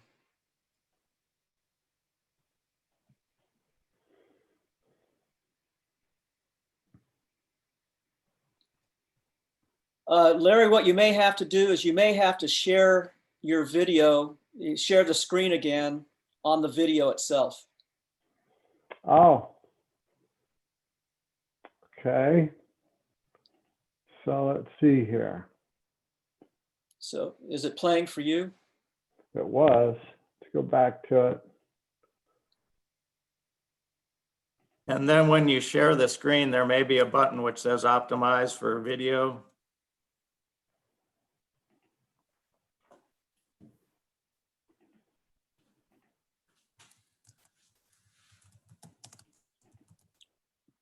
One more time. Any luck playing or no?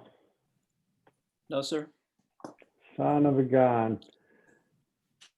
Well, let Maria and I me were chatting try to about- do this. Let me try to. Can you post that link in the chat, and then I'll try to open it on my screen and see if we can play it from my screen. Sure. Hang on one second.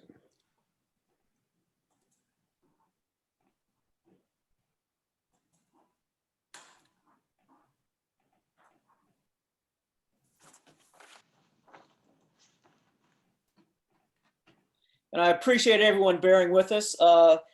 Is there, Maria or anyone have any comments that, they'd like to make as far as, going forward? Yeah, absolutely. I just want to say thank you guys for letting us be here today. We really appreciate it. We really appreciate everyone that's come out on a Saturday, especially to hear about Lion Electric. So definitely thank you. We're excited. Yeah, Michael, I just chatted that out. See if you could share that. Yeah, let me see if I can get up here and post it. I ran it through before I jumped on the Zoom, and sure enough, it was there.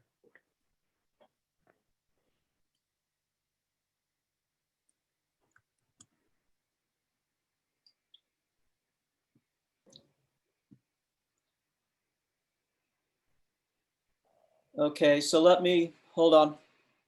So let me see if I can share my screen, and we can share the sound as well.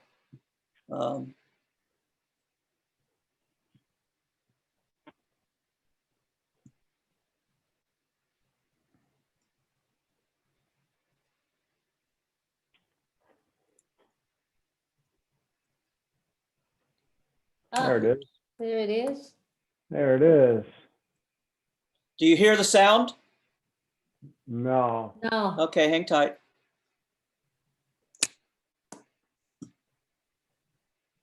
Of zero-emission vehicles. There we go. Design and manufacture all-electric Class 5 to Class 8 commercial urban trucks and all-electric buses and minibuses for the school, paratransit, and mass transit segments. Lion is a North American leader in electric transportation and designs, and we build and assemble all of our vehicle's components, including chassis, battery packs, truck cabins, and bus bodies. Let me introduce you to Lion Electric's facility in St. Jerome, Canada. Lion's operations cover 200,000 square feet, and we have the capacity to produce 2,500 vehicles a year. In this dynamic open space, which encourages collaboration and communication between teams, a variety of departments like sales, marketing, purchasing, legal, operations, and accounting work in synergy. In our research and development team, we have more than 100 full-time engineers to feed our innovation process. All products are conceptualized, designed, developed, and manufactured by Lion. Our vehicles are purpose-built and dedicated to being 100% electric. We are constantly developing new technologies and applications, and also working on improving our vehicles that are already on the road. This is our shop where we keep our robust parts inventory. We have several million parts in stock. At Lion Electric, we also assemble our own battery packs. We have developed our own battery management system, BMS, and battery thermal management system, BTMS, to maximize the safety and performance of our batteries in all situations, from extreme heat to sub-zero Siberian temperatures. Here is our truck assembly line. All our vehicles are fully developed, engineered, and assembled here at Lion. We also have our own paint shop, where we paint our truck frames to ensure a high-performance chassis with adequate rust prevention. Then all the other components, batteries, low voltage and high voltage wiring harnesses, and cab are mated to the chassis itself. This is where Lion Electric produces trucks, and we have just reviewed the production of our Lion 8 and Lion 6 trucks. Just like we do for Lion's trucks, our buses start with 2 frame rails, which will become the bus chassis. Axles, wheels, powertrain, and batteries are then added to the frame, along with supporting components. We are extremely proud of the fact that we build all of our vehicles ourselves, from start to finish.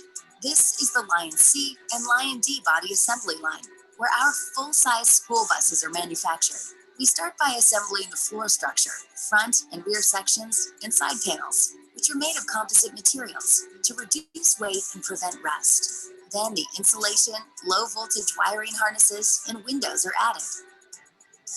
We couple frame and body together. This is the production flow of our bus assembly line. While the chassis are built, the bodies are assembled in the adjacent area simultaneously. After mounting the two together, it's time to move the bus to the finishing steps. The final stages of vehicle production include connecting the electrical components, mounting the front bumper, and calibration of the onboard systems. These are very important steps for Lion because in the end, the small details make all the difference and cannot be overlooked. All of our vehicles are then inspected and subjected to quality control with the highest standards, including on-road testing. This is our Lion A and Lion M product line. The Lion A is intended for schools with special needs students, while the Lion M is a shuttle minibus. This vehicle platform is highly customizable and has great driver visibility. This is one of the most exciting areas in our facility, the prototyping area, where ideas come to life. Once the engineering drawings are finalized and approved, we begin building our prototype vehicles. These are the actual vehicles that will be used for certification. Each vehicle is then certified and exceeds the highest safety standards.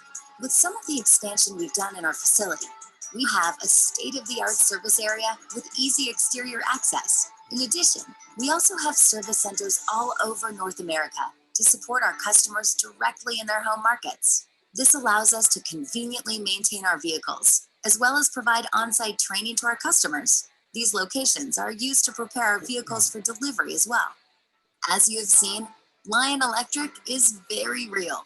In fact, we have over 300 vehicles on the road right now, with more than 6 million real-world miles driven.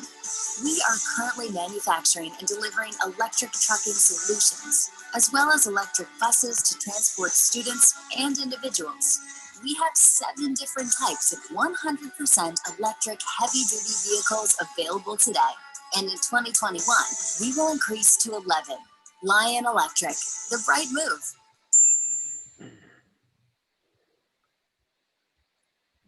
Okay, Larry, can I have you reshare your screen for your PowerPoint presentation? Yeah, absolutely. Thank you, Michael. I am a truck salesman, not an AV guy. Don't worry. I mean, between me and everyone else on this group, we would have been able to figure it out. That's great. So let me get back into presentation mode. And that video is just very recently done by our marketing department, as I had mentioned, and touches on many things that I will reiterate here as we go through. So Lion today, we've got over 400 employees, several thousand, indirect employees. We do have a manufacturing facility, as the video stated, with capacity of 2,500 electric vehicles, that is bus and truck combined. We have over 300 buses currently in operation in Canada and North America, with over 6 million miles accumulated. We have experience centers throughout North America. You see them on the map here. The blue ones are current existing facilities. St. Jerome, it's about 40 minutes north of Montreal, province of Quebec. The last French speaking, so we have, I think Maria probably will share a chuckle here. We get a lot of correspondence in both French and English. And I've learned a term which is Franglish. So they will take English words and mash them with a French accent, and that is Franglish, which is what we communicate in. But the experience centers, it is not a dealership. It is more than that. It is a facility where we will host training sessions for drivers, technicians, operators, and the like, in addition to having parts and service support as well. I mentioned there, in our hometown of St. Jerome, also outside of Albany, New York, in the Seattle, Washington area, Sacramento in the Northern California, and then Los Angeles in the Southern California. You see the gray designations there. We will be opening in Arizona and also in Jacksonville, Florida. Our product line evolution, I can touch on real quickly. Our company was founded in 2008, and at the beginning of the video, you may have seen one individual there sitting behind a desk. That's our co-founder and president. His name is Mark Bedard, and Mark came from the school bus industry. Prior to starting Lion, he and the co-founder, they had background in the bus business, which gave them visibility. And part of our DNA is, they say, we like to say, if we're going to be different, we have to be better. And so with that, they came into product evolution, and they wanted to change and improve upon the bus that was being built and delivered throughout the industry. And if you take a look at the first bus there, that diesel type C, it is a 102 wide rather than a 96. We were one of the first OEMs to go to the wider bus, which allowed for seat belts for all passengers. The other thing the video talked about, and even you may have noticed, the single piece roof. It is a fiberglass composite material. And the reason for that, and Maria can expound on this, in the bus industry, those typical legacy school buses have thousands of rivets along the roofs and throughout the body. And no matter how good of a job you do of caulking those rivets and being steadfast in your installation, inevitably, as a bus bounces down the road and stands the rigors of time and miles and all that, inevitably moisture will get in, and you will have oxidation and rust from the inside out. It's almost like having arthritis, to where it just really compromises the structural integrity. So they really wanted to improve the bus body. That's where they came up with that single piece roof, which was a big evolution for us. They knew that they wanted to do something bigger and better beyond the bus, and they knew that alternative power was in the roadmap for us. Looked at some of the natural gases, looked at propane, decided to go electric. And in 2016, launched our first pure electric bus. And from there, as I mentioned, we've sold and delivered over 300 more that have accumulated over 6 million miles. Last year in 2019, we launched, you see in the middle there, the van body truck, the Lion 8. It is an urban truck, and that was a year and a half ago. That was our tandem axle Class 8 van body truck. That is really the first truck that we had in our product line. You also see that we did introduce the mini bus, and then you see the flat front on the Lion 8 there as well. In 2020, we introduced the Lion 8 refuse truck. We are the first OEM to have a pure electric body on a pure electric chassis. We've partnered with a company in Canada called Boyven Evolution, BEV. They bring 40 years trash bodybuilding experience and brought that, and they launched BEV, and we have a pure electric automated side loader. We will have a rear and a front loader in the near future, but right now that side loader is the industry's first pure electric body on a pure electric chassis. It is the most efficient when it comes to energy consumption, and it also gives you the lowest cost of maintenance because you eliminate all those hydraulics and all the things that come with it. Looking at the roadmap and where we're going, you see the Lion D, also in a truck, the aerial lift, which is something that I'm really excited about. That is the tandem axle truck chassis, and we are working with a company in Canada right now, Posi Plus, as well as talking to some of the other United States-based aerial lift manufacturers to integrate their bodies onto our chassis. But we see great potential in that industry segment because again, you can just really take advantage when you take that body and you put it on a pure electric chassis. And it just makes great sense as we're talking to municipalities and power providers, whether that would be Commonwealth Edison in the Midwest or Exelon or others. CenterPoint would be one down in Texas that you would all recognize. We see a lot of potential there as well. Hey, Mark, Larry, do you mind if I ask a question? We've already started getting a couple questions. Would you prefer that we get through your presentation before we start asking questions, or do you mind me interjecting every now and then and asking questions? Let us get through because we may answer some of these as we go.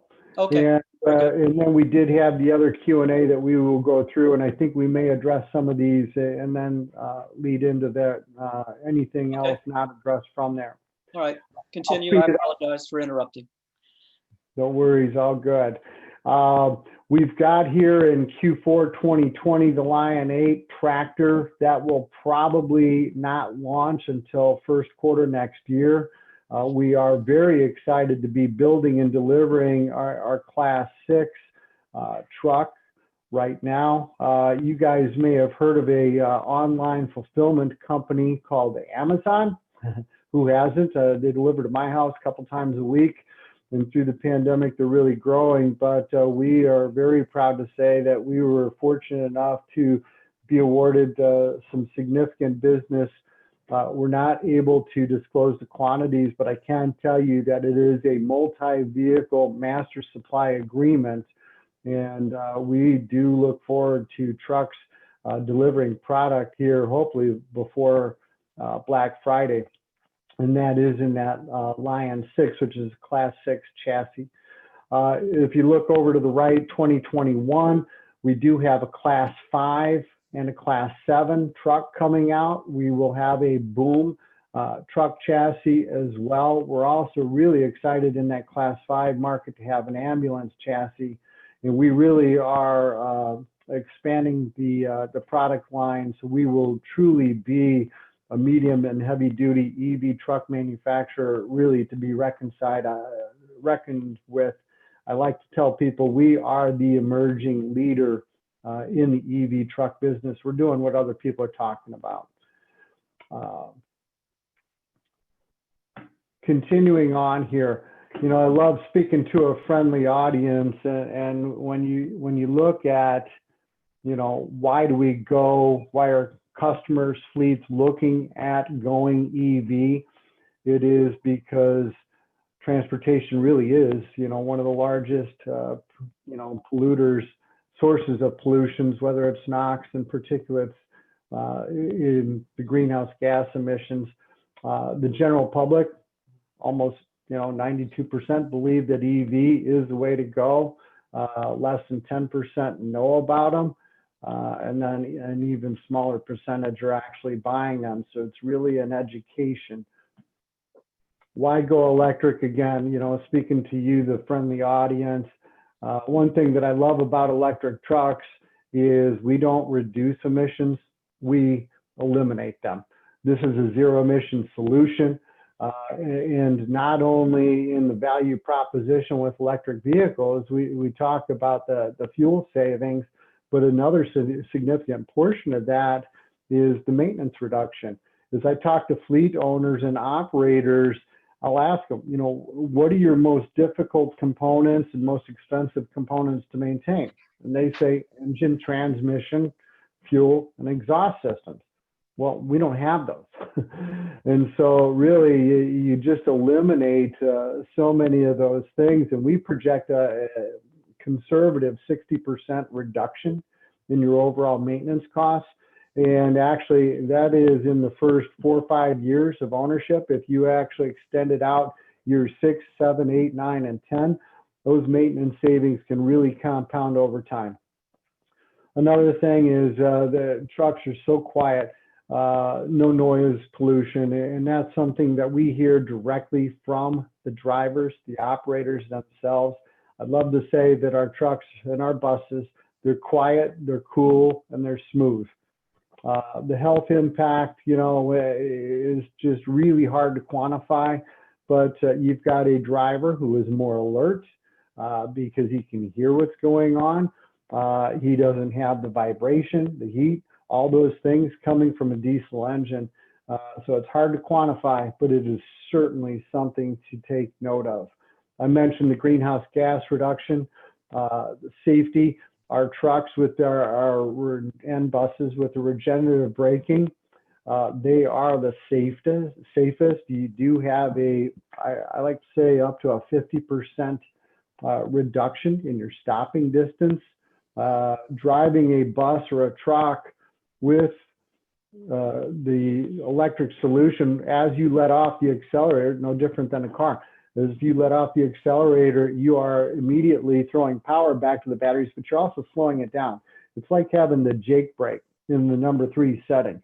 And from that, you reduce your braking distance and you increase your brake life. Calculating total cost of ownership is something that we always have to go through.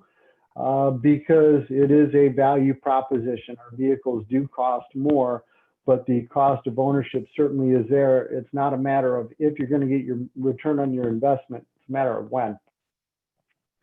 As I mentioned, you know, really it's the value proposition comes from eliminating the fuel and the diesel exhaust fuel that goes with it, as well as the maintenance cost reduction.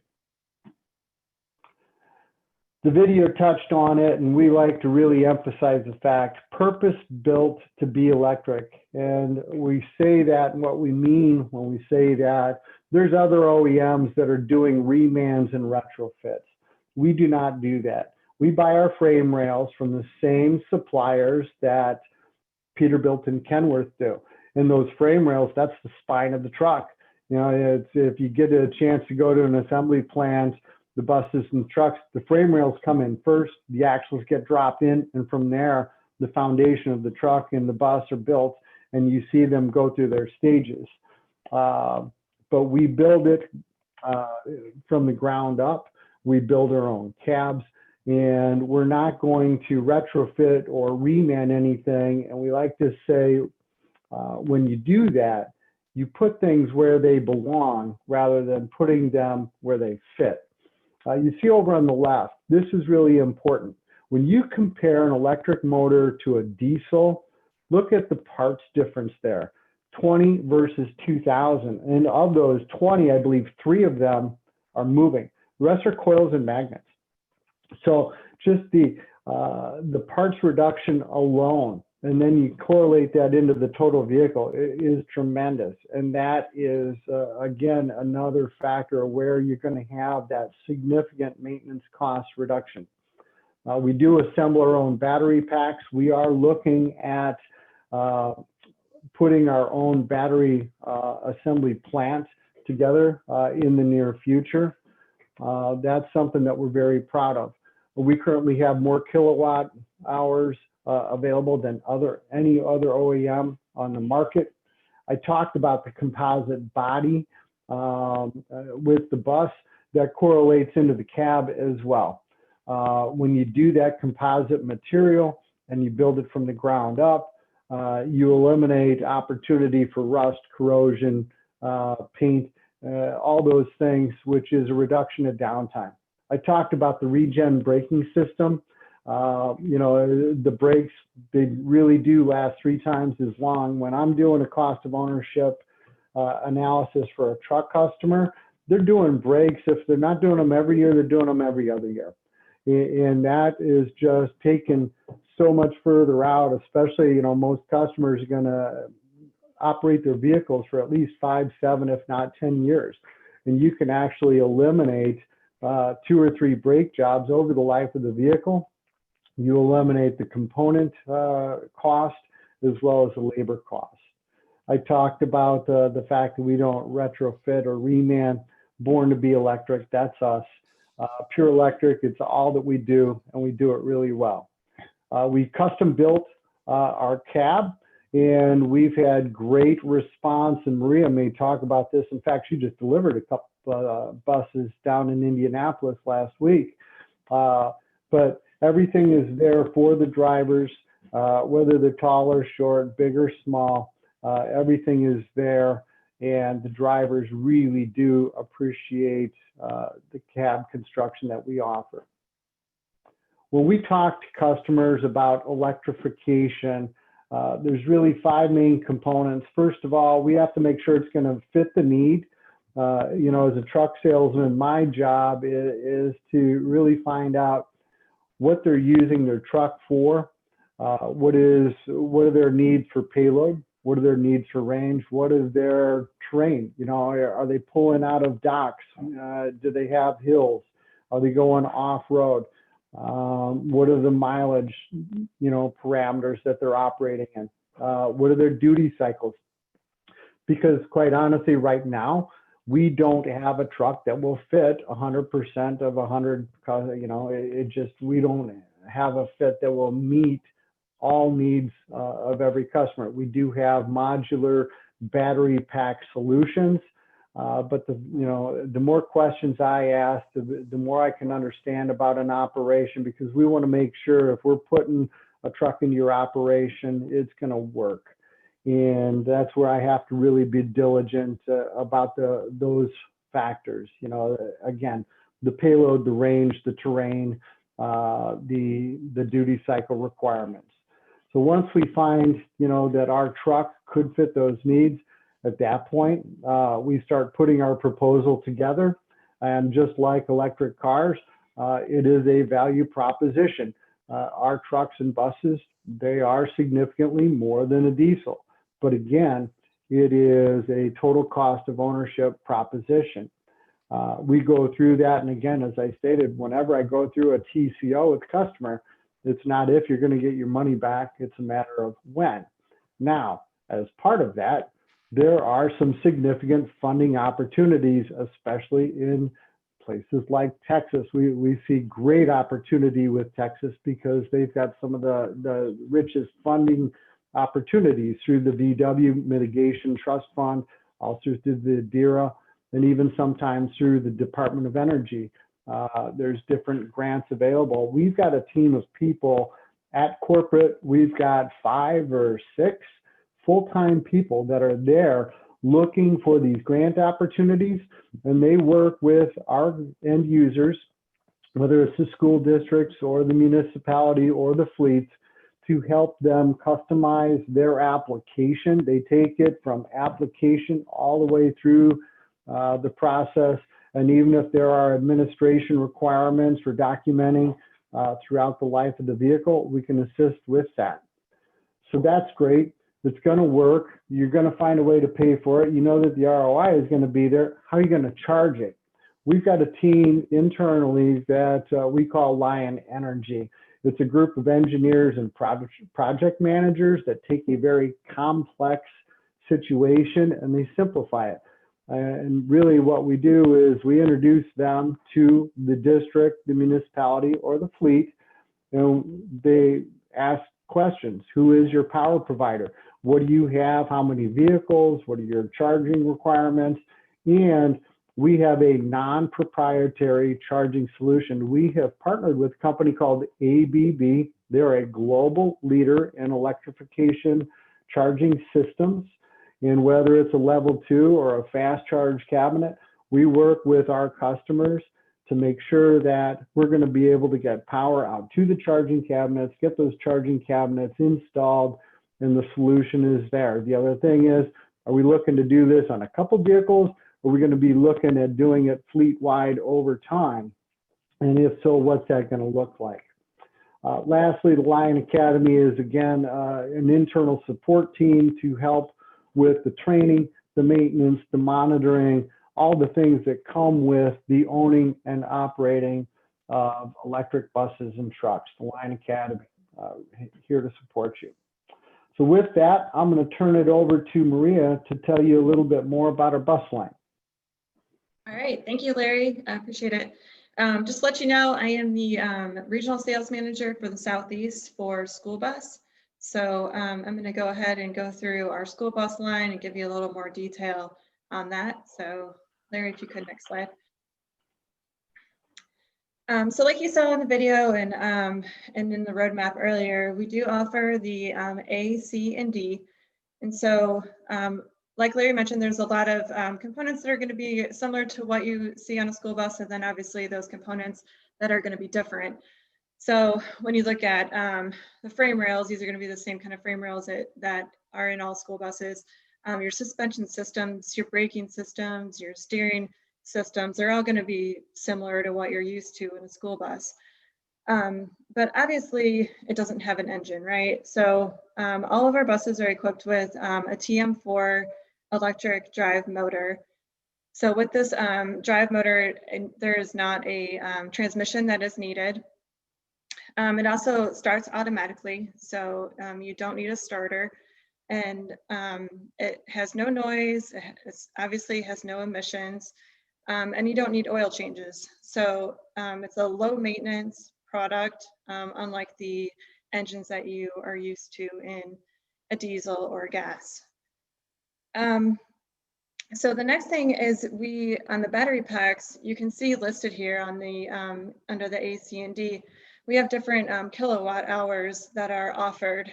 And so, and above there is the miles. So this is the range that you're going to get based on the kilowatt hours that you choose. And so the reason that we do this is you can really customize what you need for your fleet or for the routes that you're running.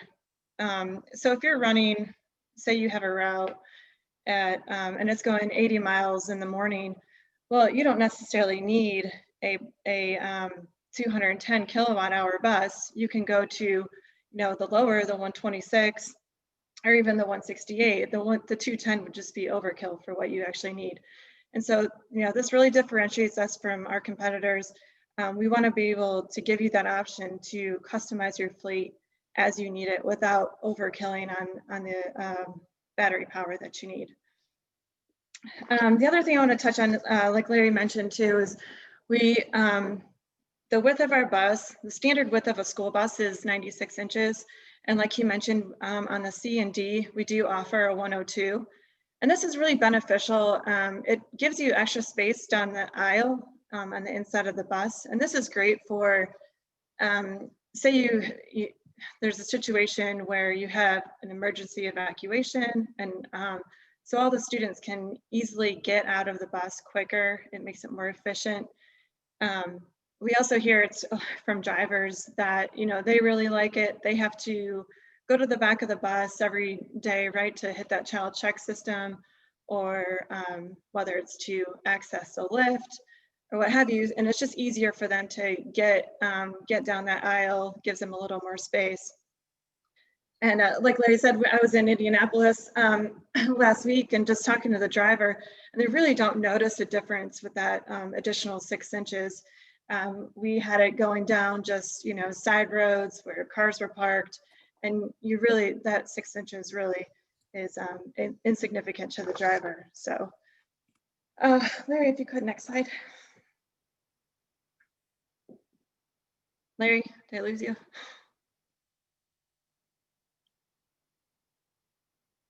There you go.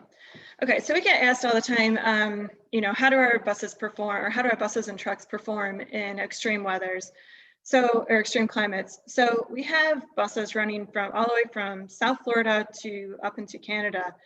And just like you and I, we all have our temperature that we're most comfortable being at, right? And so batteries are the same way. They like to be in that 70, 75 range where they're going to run most efficiently. And so what we have is a heating element, and then also an AC compressor that manages the temperature of those batteries. So as it gets too cold or as it gets too warm, that heating element or that AC compressor will click on, and it'll ensure that those batteries stay at that optimal temperature. Okay, next slide. So like Larry mentioned, also the grant team that we have, so you're ready to go electric, you're ready to put an electric vehicle into your fleet. So what are the next steps?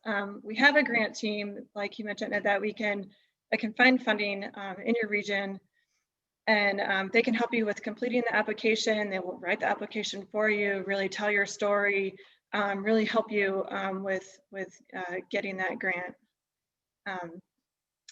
So next slide. I think Larry, you're up next. So Larry's going to go through and talk about our truck line.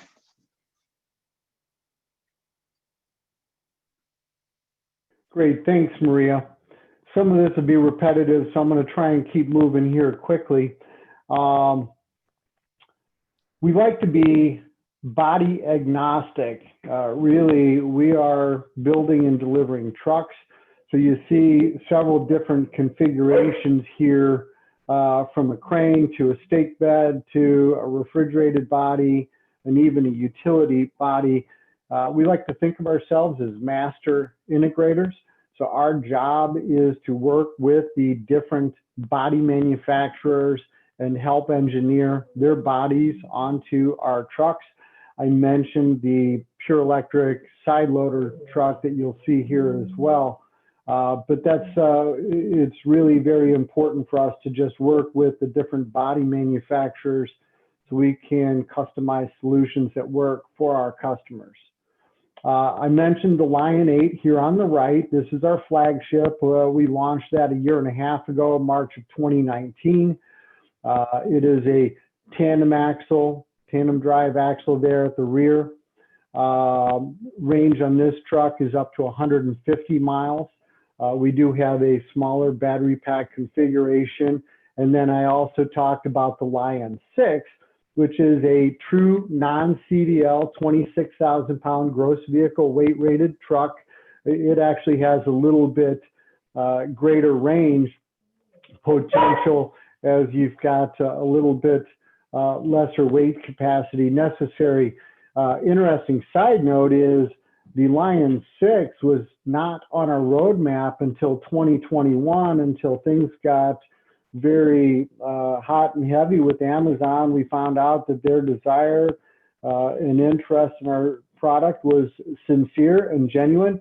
And with their interest in the opportunity, we moved it forward, and we are currently building the Lion 6, and we just see great potential for that. As I mentioned, with non-CDL configurations, there's a lot of different opportunities for us to grow the market with that truck. I talked about our pure electric refuse truck, the side loader. That is really our #1 seller right now. I'm excited to be working with different municipalities as well as the private companies in that segment. There is a strong program in Texas specifically for the refuse industry. You see savings when you go to that pure electric body versus the hydraulically driven. You eliminate a lot of the parts and therefore downtime and cost. Some of you may not be aware, but a diesel or even a CNG powered refuse truck can get between 2 and 3 miles per gallon.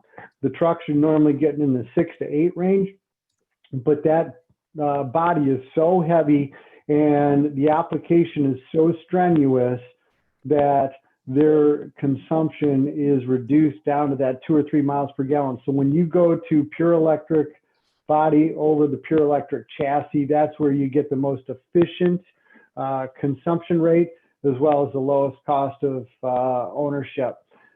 We do have, it is actually lighter than the hydraulic body. And when you eliminate the hydraulic, you just eliminate a lot of the maintenance. As I mentioned, 1,000 to 1,200 homes per day. That is actually arm movements. I'm going to keep moving here. I talked about the aerial lift, also known as a bucket truck. We see great potential.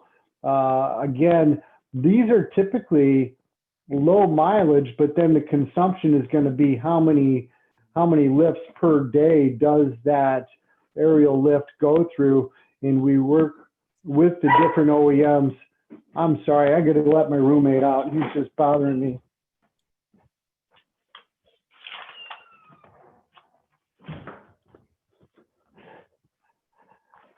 Sorry about that. But the integrated solution, we're working with a company up in Canada called Posi. It is not a pure electric aerial lift, but we do have an ePTO to work with them, especially if you're going up on the power lines that you can't have the electric lift mechanism, but the ePTO would be powering that. And we're also working with Alltech and some of the other aerial lift manufacturers. You can see over here on the right, we've actually gotten to the point where we can factor and calculate what is the consumption rate going to be when you're pulling the AC through off our battery packs. What is the heat consumption factor? What is the bucket operation? What is that? So when we do that, we know which battery pack we will need to specify and quote for those operations.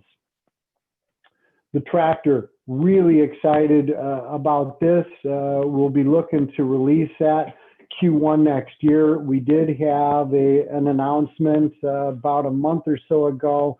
Canadian Northern, CN Rail, one of the leaders in the intermodal truck market, gave us a commitment for an order of 50.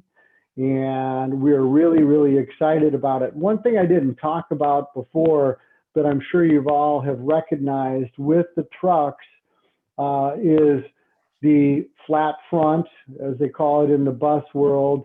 In the truck world, it's oftentimes referred to as a cab over, but we don't call it a cab over because there's no engine for it to be over. This is a cab forward configuration. There's one reason we went to the cab forward design, and that is visibility. You can have an adult standing within arm's length, touching the hood, clearly visible from that window right there. You're also going to have the tightest turning radius possible. you see this huge torque number. That's because the torque on demand that you get when you go EV. The range on this truck as it stands right now is 210. And as battery technology continues to evolve, we look for those ranges to continue to improve. And that range is with the 588 kilowatt battery pack. All our trucks come with level 2 or level 3 charging capacity. Continuing to move along. I mentioned before, one of the support mechanisms, Lion Beat, is our own telematics system that will allow the management and the operations managers to have visibility to the truck's performance or the bus. That will show state of charge, that will show battery health, also showing consumption levels, how much range do they have, and if there's anything going on, even if it's a tire pressure management, the TPM, it'll give you an indicator, say, hey, your right rear inner tire is low. So it can oftentimes send off alerts, and it can just really give you great management tools to really operate the vehicles most efficiently. And with that, again, reducing that cost of ownership.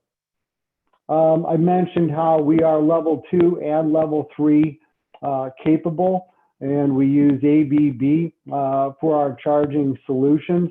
On the Lion 6, the level 2 J1772 charging system is available, as well as the different fast charging combination charging systems, whether that's 25, 50, or even 100 kilowatt per hour charging solutions, is some of the very rigorous operations need, whether it's multiple trucks or just very tight windows for charging. The fast charging system is available. All of our vehicles are built as V2G ready. And people are V2G, well, that's vehicle to grid. And actually, we like to say it's V to X. It could be vehicle to vehicle.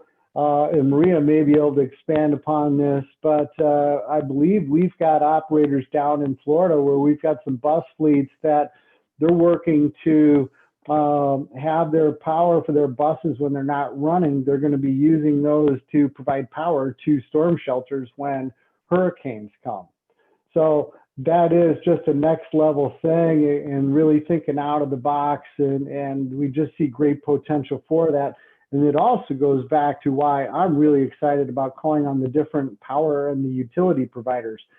There's no reason that CenterPoint Energy or somebody else, they ought to be driving electric trucks, right? And especially if you've got V2G capabilities, it just makes sense to me. So when it comes down to it and people ask, well, wait a second, we've seen these legacy diesel OEMs, whether it's on the bus or the truck side, they've been around, but you guys say you're the leader. Why? Well, one word, experience. With the 300 vehicles and the 6 million miles, nobody else can say that. We are on our 5th generation of our battery management system. That just continues to evolve and get better and better and better. Between that and the fact that we've got the folks internally on our grant team, as well as within Lion Energy to help get the infrastructure, all those things, nobody else has that. And that's really what we believe makes us the leader. We've got our contact information here, and Maria and I are just really excited about the opportunity in Texas. And again, I said it before, and I don't even know if Maria was on, but my territory is the Mid-South. I didn't get a chance to tell you that. It's Texas and then 5 states that surrounding them. But when I put my business plan together, it's 80% Texas, 20% the other 5 states combined. Very simply because it's where the biggest fleets are, and it's where the most significant funds are. And when I look at all the different groups that are really supporting the move to alternative power. We're just really, really thrilled about the opportunity in Texas, and for Michael and I to meet on the that Houston Electric Auto Association, and he was chatting me. We exchanged phone numbers, and we started talking. And man, Michael and I get talking, and I just that's where he talked about this group. I see the potential. Really, really excited about it. So that concludes the PowerPoint. Now from there, I do want to go through and stop Hey, sharing. Larry, this Yeah. is Rosa Ornstein. We've got a ton of questions. Yeah. Why don't we, Larry and Maria, why don't we get started so that we can, rather than go through like a Q&A, I think this is a very intelligent, very educated group, and there's a number of questions they have. I'll make sure we get them in, if you don't mind. Hey, Rosa, I just wanted to advise you that there were some questions that were, when we threw this topic out, we received some questions ahead of time, which I forwarded to Larry. They're pretty technical questions. And so that's what he was referring to. Okay. Their questions, they already came from our group. And so we can mix them up. Right. Well, here. Were you going to present those as a yeah. You have Okay. Yeah. Let's see here if Fair enough. Hold on. Okay. Sharing my screen. Here we go. So one thing I'd like to remind all of our attendees is that in the chat group, if you have it pulled up, you can go all the way down to the bottom where it says file at the bottom right, and there's 3 dots next to it. If you go to that and you click on the 3 dots, it says save chat. You can save all the comments in the chat that has gone up above, and it saves it to a text file. Now everyone's computer and operating system slightly different, so you have to know where your text files get saved. But it's the ability to go back and see what was asked. And of course, this is being recorded. And so it'll be on our website, and you can go back and hear the answers and things like that. So I just wanted to throw that out. Thank you. Larry, back to you. No problem. Thanks, Michael. Okay. Thank you, Larry. Yeah. So you guys see the Word document that I've got on the screen here, where number 1 is battery management, active or passive. Does everyone have good visibility to that? I mean, can they read the questions and the responses? I throw that out just someone say yes. I think it's good. Yeah. Okay, very good. Thank you, Ann. Could be larger. For those of us who have older eyesight, I would like one font larger if possible. You just zoom in a little bit, Larry. Let's see here. There should be a plus arrow on the top of your to do an enlarge, or It's at the bottom of the screen. At the bottom. Yeah, at the bottom on the right. Yep, there you go. How's that? Yeah, that's great. No problem. Fantastic. Thank you. All right, so the first question, and we touched on this, and we may expand on it with your help, Maria, please. Battery management, is it active or passive? The short answer is yes. It is an active system on the trucks. It's actually gas cooled, maintaining optimum temp. And even on the video, we did talk about the thermal management system and how important that is. Maria, anything that you might add? I don't know if the truck and bus is different, but the bus is air cooled, so Right. it's Right. So it has the heat and the AC that will manage the temperature of the batteries. Right. That's where I thought it was different. So on the trucks, it is actually a gas, and on the bus, it is the passive air cooling solution there, which answers question number 2. Battery chemistry, lithium, nickel, manganese, cobalt, NMC, okay? This is the same battery that's used across the board, at least for school buses, I know. So yeah, there's nothing different. Right. And we do have our battery management system that's continuously monitoring the cells. And one thing that, you know, is we always talk about a stated and an actual range capacity with our buses and trucks. And we do have the monitoring system, and that's where through the Lion Beat, the telematics system, the managers and operators will have visibility to that as well. In the case of a collision, power does cut off, all right? Not much different than an airbag system in a car. Battery pack did successfully pass SAE J2464 testing procedures, which included drop, mechanical shock, short circuit, overcharge, and others. Nail penetration test was also performed. Next question, is a heat pump available for cab heating in moderately cold, reducing the range? So you'll see my answer here, but let me start by saying that we are based in Canada. So we are designed and engineered and born in cold climates. All right. Now, in the truck, we've got a solution where we can heat off the main battery pack, and we do have a consumption factor of 4 to 6 kilowatts per hour when in operation. So if I've got a 168 kilowatt battery pack and you're going to have a 10-hour day ahead of you, you know, that would be a significant reduction there. So we may be looking at one of the bigger ones.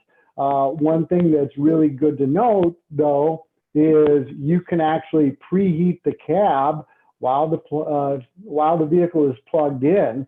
So you're actually using the energy off of the grid, not depleting from that. We do also have an auxiliary heating option, far more efficient than pulling off of the battery packs. But then at that point, you are no longer pure electric. It's a ProHeat auxiliary heater that draws in air from the outside. Combusted air is discharged, etc. It's very efficient. We say the auxiliary heater is designed to work independently. We'll use 5 to 10 gallon diesel tank and approximately 50 gallons over the course of a year. Well, really that is one tank per month over a 5-hour, you know, whether you want to start it in November through March, you know, and you see the consumption rate estimation there of the gallons per hour. So continuing here, let's see. Hey, Larry, if I could just let you know, so the heating options for the school bus are going to be the same. And, you know, like Larry said too, you can, for an afternoon route in Texas, you can have the bus plugged in and be cooling that cabin down and not withdrawing the power from the batteries. So, you know, it's really beneficial in that way. And that air conditioning, let me tell you, it works. I was down in South Florida and we had grown men telling us to cut the air off. It was getting too cold on there, so. That's good to know. Good to know. Thank you.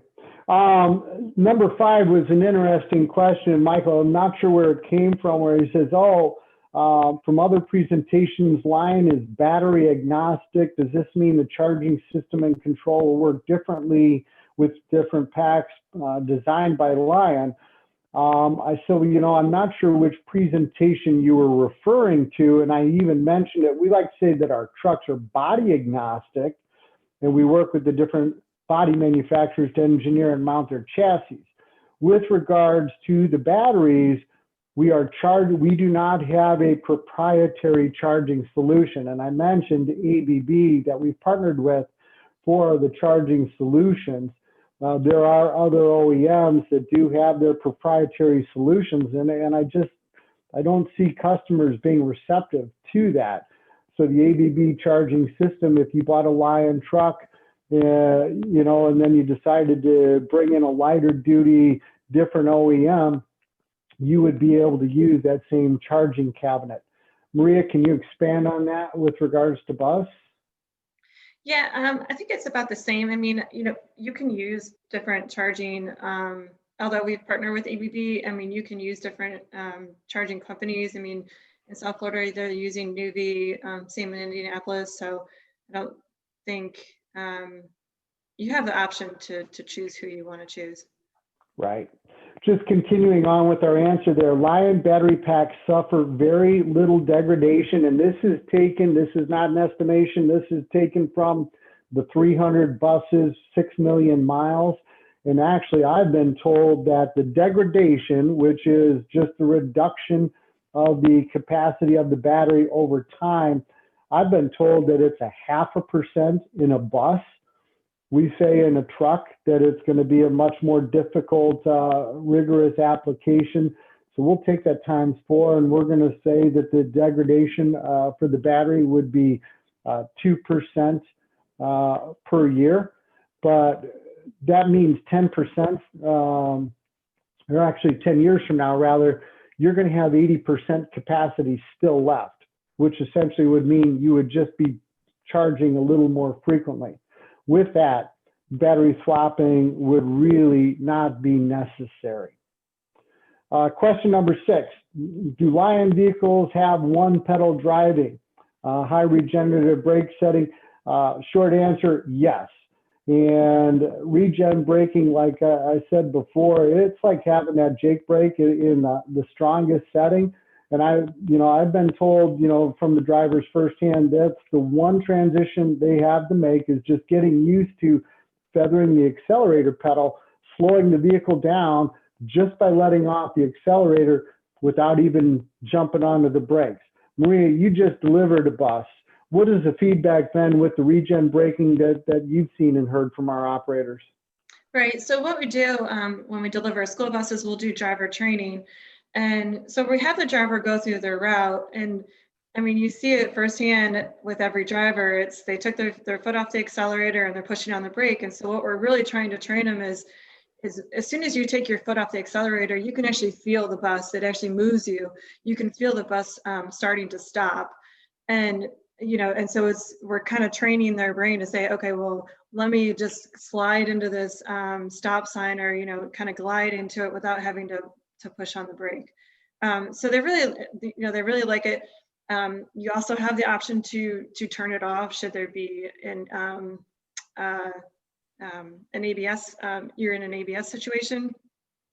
And also just to note too, the regen doesn't turn on until after the bus is down, is it 80%, I think it is, of the battery capacity. So, but I mean, we get a lot of positive feedback, and again, it's going to save you maintenance. So it's a great feature, I think. Yeah, it really does. And it's so strong that, I know it's a law, but humans are still humans. They better have their seatbelt on. So if you took your foot right off the accelerator, you better have your seatbelt on, or else you might be kissing the windshield. Yeah, you definitely feel that movement. Continuing on quickly with the questions so we can get to live Q&A. Does Lion do route charging and modeling to help customer maximize their charging and rolling stock use? My short answer is yes, although this is evolving. Between the Lion Beat, which is our telematics system, and then our Lion Energy, which is our engineers and managers internally, we are going through that evolution. We look forward to a potential on the diagnostic side of having something where we could plug in and after a week send it to us and we could do a further route analysis. That's the direction that we're going, although we are not there yet. Let's keep going. Michael, I owe you an answer. I went to the engineers with question number 8, and I did not get a response on the silicon carbide components. So I will get you an answer back on that. Hey, Larry, one thing is that you will provide a copy of this that we can upload along with your PDF file for our website and our members to have a review after all this is done. We appreciate it. Yes, absolutely. Oh, yeah. I'll email it as soon as we're done with the call. Fantastic. Question number 9. Has Lion conducted aerodynamic studies? Yes, we have. Among the most aerodynamic trucks on the market and the buses, I talked about that cab forward configuration. when you've got that flat front, when it comes to matters of aerodynamics, you break that wind flow once, and that is your most efficient configuration that you can have. Lion worked with a company called Bombardier Aerospace within the National Research Council to maximize aerodynamics. So very happy to report that. Has a solar PV option been considered? Lion considered solar PV options to power accessories such as refrigeration. What I've been told is there's just not enough real estate on the truck to do that. With the bus, I don't know if it would be there. Really, what my understanding is if they were going to do that, more likely on a trailer behind the semi-tractor. You know, and Michael, and you guys even talked a lot about solar. There's just not enough space, or I don't think the panels are that efficient. We've looked at it. We're just not there yet. I know that technology is continuing to evolve, and I don't want to take us into a rabbit hole. But Michael, you and I got talking because I've got solar on my roof of my house, but I've got 34 panels on 4 different roof sections, and it's a 9.86 kilowatt system. Okay. And when you're talking a 252 battery pack, you know, that we use for our trucks, it's just not there yet. I know that there is evolution for it. But again, I think that's one thing that they're just scratching the surface on. Question number 11, you know, I really touched on this. We don't do light duty. We currently have the Class 6 and the Class 8, and our product roadmap for 2021 does include the 5 and the 7. Quite honestly, that light duty EV market is awfully competitive. And really, we're medium and heavy duty, and that's where our focus is. So I don't see us going into the Class 4 and lighter. But I am excited about a Class 5, especially in the aerial lift. Excuse me. So that's all there. And again, I will email this over to you so you can post it onto the website. I'm going to stop sharing my screen. Do you want to just start taking us through the chat and some of the questions that came up? Sure. And what I want to do is I'm just going to come back and share my screen. If I can find my report. I think I accidentally closed my report. So let's do the view so we see everyone. Does everyone see everyone? Okay, great. Hi. Hi, I'm back. All right, so Rosa, between the two of us, why don't we go through our questions that have been raised by the chat or that have been posted in the chat. And then if anyone wants to ask a question, just raise your hand and you know, we'll try to get to you. Okay, well, let's start with Mark Whitty's question regarding whether with the incoming administration, what your views are of the changes of additional grants being available to school districts to transition to electric buses. Maria or Larry? When you're saying incoming administration, you're saying nationally? Yeah, for yes, the sir, US federal. Yeah. You know, I don't think United it's gonna. States. No. I just no, and believe me, I'm not a politically correct person. Just spend some time with me. I'll tell you how I feel. I don't think it's going to change. The VW Mitigation Trust Fund, that is in place, and that is going to continue to be in place. The DERA, Diesel Emissions Reductions Act, that's in place. Those funds are there. I will say with Joe Biden, you hear talk about the Green New Deal. If anything, there's just going to continue to be more support. But yeah, with the current programs of VW and DERA, in addition to what Texas has to offer, I don't think anything, if anything, is just going to increase. Maria, you have thoughts on that? You're pretty well versed on the funding side.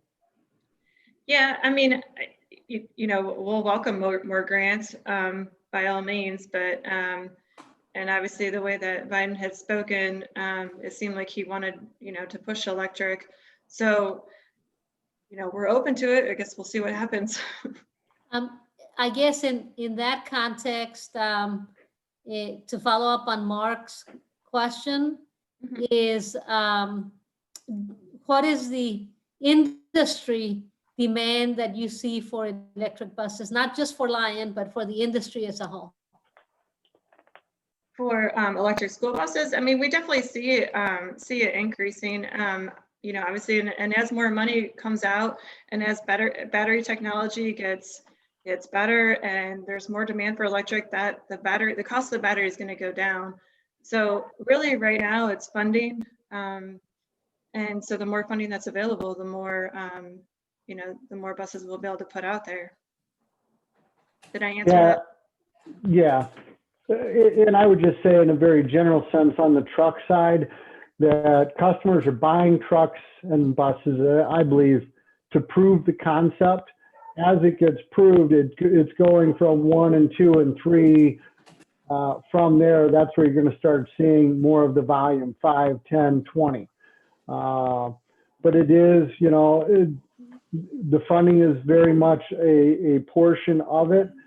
Because it is a value proposition, especially for school districts. And let's face it, there's budget constraints. And through the pandemic, everything has changed. Are they on hybrid schedules or not? Some of the districts, the buses just aren't even running, period. Others, they may be actually running more if they've got students distanced in hybrid schedules. But again, you're working with taxpayer dollars. And those are long processes. So we're dealing with budgets all the time. So one of the things that I get frustrated with is just the very long sales cycle.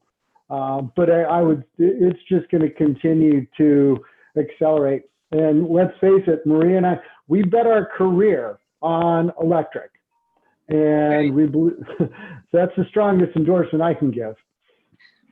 There was a follow-on to Mark's question, which dealt primarily with your ability as demand increases to be able to meet your demand for vehicles. Now, you had mentioned in very early that your capacity in your plant in Canada is 2,500 vehicles a year, and that, of course, that's the mix of your product line. So, are you meeting that demand now, or is that your forecast? And if you do have to expand, is there going to be another plant expansion in a new location? Come to Texas.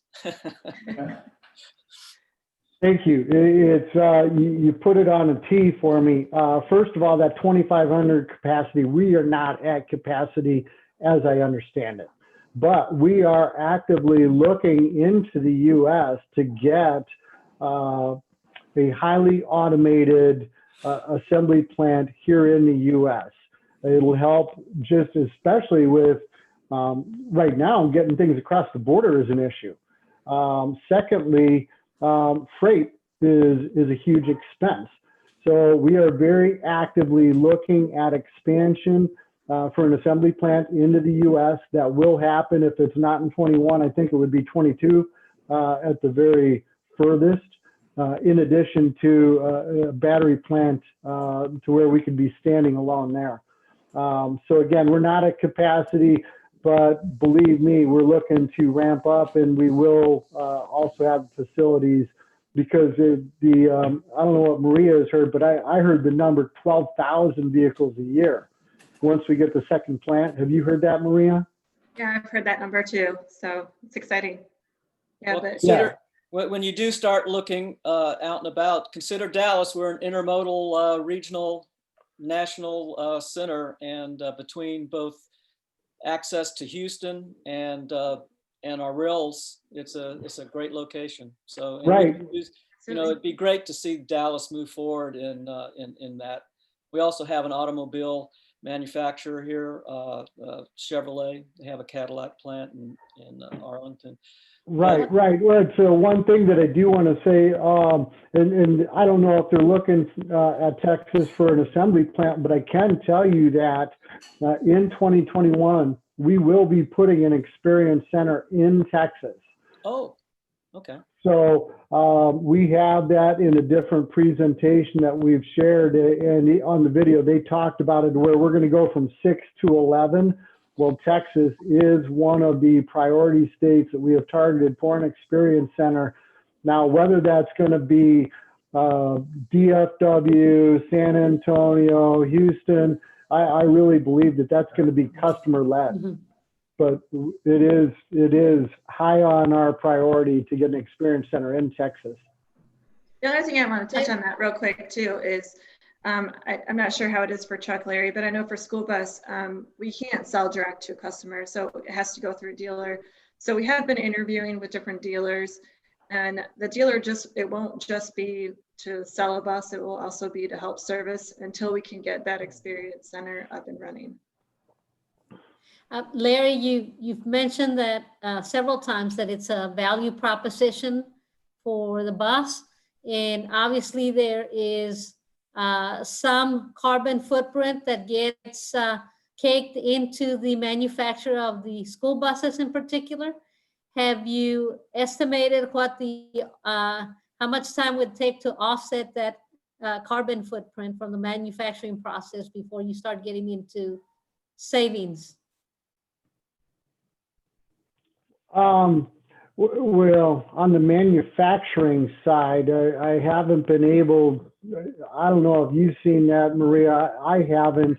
When we talk about the greenhouse gas reduction that a bus or a truck will offer, that is through, the operation of that vehicle by eliminating the fuel, the diesel exhaust fuel. The manufacturing side, I haven't factored that in or really had that question, quite honestly. Maria? No, yeah, I'm not sure about that one. Yeah, I haven't heard that question either, but I mean, we can definitely find out. Yeah, so carbon impact through manufacturing, correct? Yes, sir. And that's being considered more and more as part of evaluating products, as far as it's not just the use by the consumer, but it's also how it's been manufactured. And so it's that total carbon footprint through the entire life cycle. And of course, there's the recycling component there as well. So do you all have a recycling program associated with, say, your batteries? What's the life of your batteries? Maria, do you want to lead the initial response here? Sure. So our batteries have a 3,000 cycle. So that's assuming that it's going to go through 300 cycles in a year. So it'll last 10 years. You're going to see some degradation after 8 to 10 years, depending on how many cycles you have. But, the life of the battery, so it's not just to say it can be used just as a school bus. It can be recycled to a power plant, or can be used in other ways. So it's not like it's just going to be used in a school bus and then thrown away. There are alternate uses for it. Larry, you want to touch on that? Yeah. Right. Yeah, and I can expand on that while she's looking through her notes there. With the trucks, first of all, our batteries have a projected 4,000 cycles. Standard warranty is 8 years with an option to go to 12. So we're very confident that our batteries will last at least 12 years. Second life, we do have a couple different options that we can offer there. Maria, were you able to come up with your notes? Well, you're on mute there, Maria. Hey, sorry, I was trying to find, I have a slide that shows what the alternate uses are, and I'm just struggling to find it right now. So That's okay. It's You okay. can provide that at another time. okay. Because there's been a lot of discussion in our attendees and everyone pretty familiar with recycling and repurposing of used of batteries when they come off the market, either from an electric vehicle or from other purposes as well. So, Okay. Rosa, you want to go to Yes. the next question? Sure. Larry, Melon wants to know, who are your main competitors? From a school bus side, you know, there's other, I guess Bluebird and Thomas are our main competitors. So they both have their electric school buses out there. Okay, how about the other vehicles? Well, in truck, I'm just sitting here smiling, and I'm going to tell you that our competition is diesel. We're doing what everybody else is talking about doing, especially on the refuse side, because nobody else has been able to work that pure electric body with an EV chassis. And we are actually building and delivering vehicles. Obviously, all of the legacy diesel OEMs have an offering that they're trying to bring out, but they're always going to be a diesel OEM. And really, I think that their focus is not towards EV because they make so much money on the parts sales. And with the parts and maintenance reductions that EV offers, the diesel OEMs are always going to look at EV as a sideline supplement. There is a company called BYD that is a Chinese owned OEM that initially, really, they're a battery company, and then they started selling forklifts, and then they did some transit buses. They do have a refuse truck, although I don't know if it's in production, and they don't, I'm not sure if they have a pure electric body solution. Competition is coming for sure, and we know it. We just know that we're ahead of it. So is Peterbilt not one of your competitors? Oh, they're a competitor, but they're not, they haven't built or delivered anything. So we're ahead of them, you know. But Peterbilt, Kenworth, they are both, you know, and they're a great company. You know, Packer is a great company. Peterbilt and Kenworth both, they do have EVs that they will be offering. But like I'm saying, they're just not into production yet. You know, and so does Daimler, Freightliner, Volvo. They're all coming along. We just with the 6 million miles and the 300 buses, we just have that as a launching pad. Between that and we've got orders into Waste Connections, the #3 solid waste carrier that's based out of Houston. They've given us orders, and they've also got applications in for, let's just say, more than 10 in Texas on the current program. Then we've got the order from Amazon. We've got an order from CN Rail. Nobody else can say that. And so our press releases is really a who's who of industry leaders. So we're very proud of that. Michael, you want to take the next question? Sure. This is from Eugenia, and total cost of ownership is that with or without subsidies over the, you know, when you throw your numbers out as far as that it's reduced total cost of ownership, does that include you know, the government subsidies or not? Initially we'll do it, but we can do it both ways. It's an Excel formula.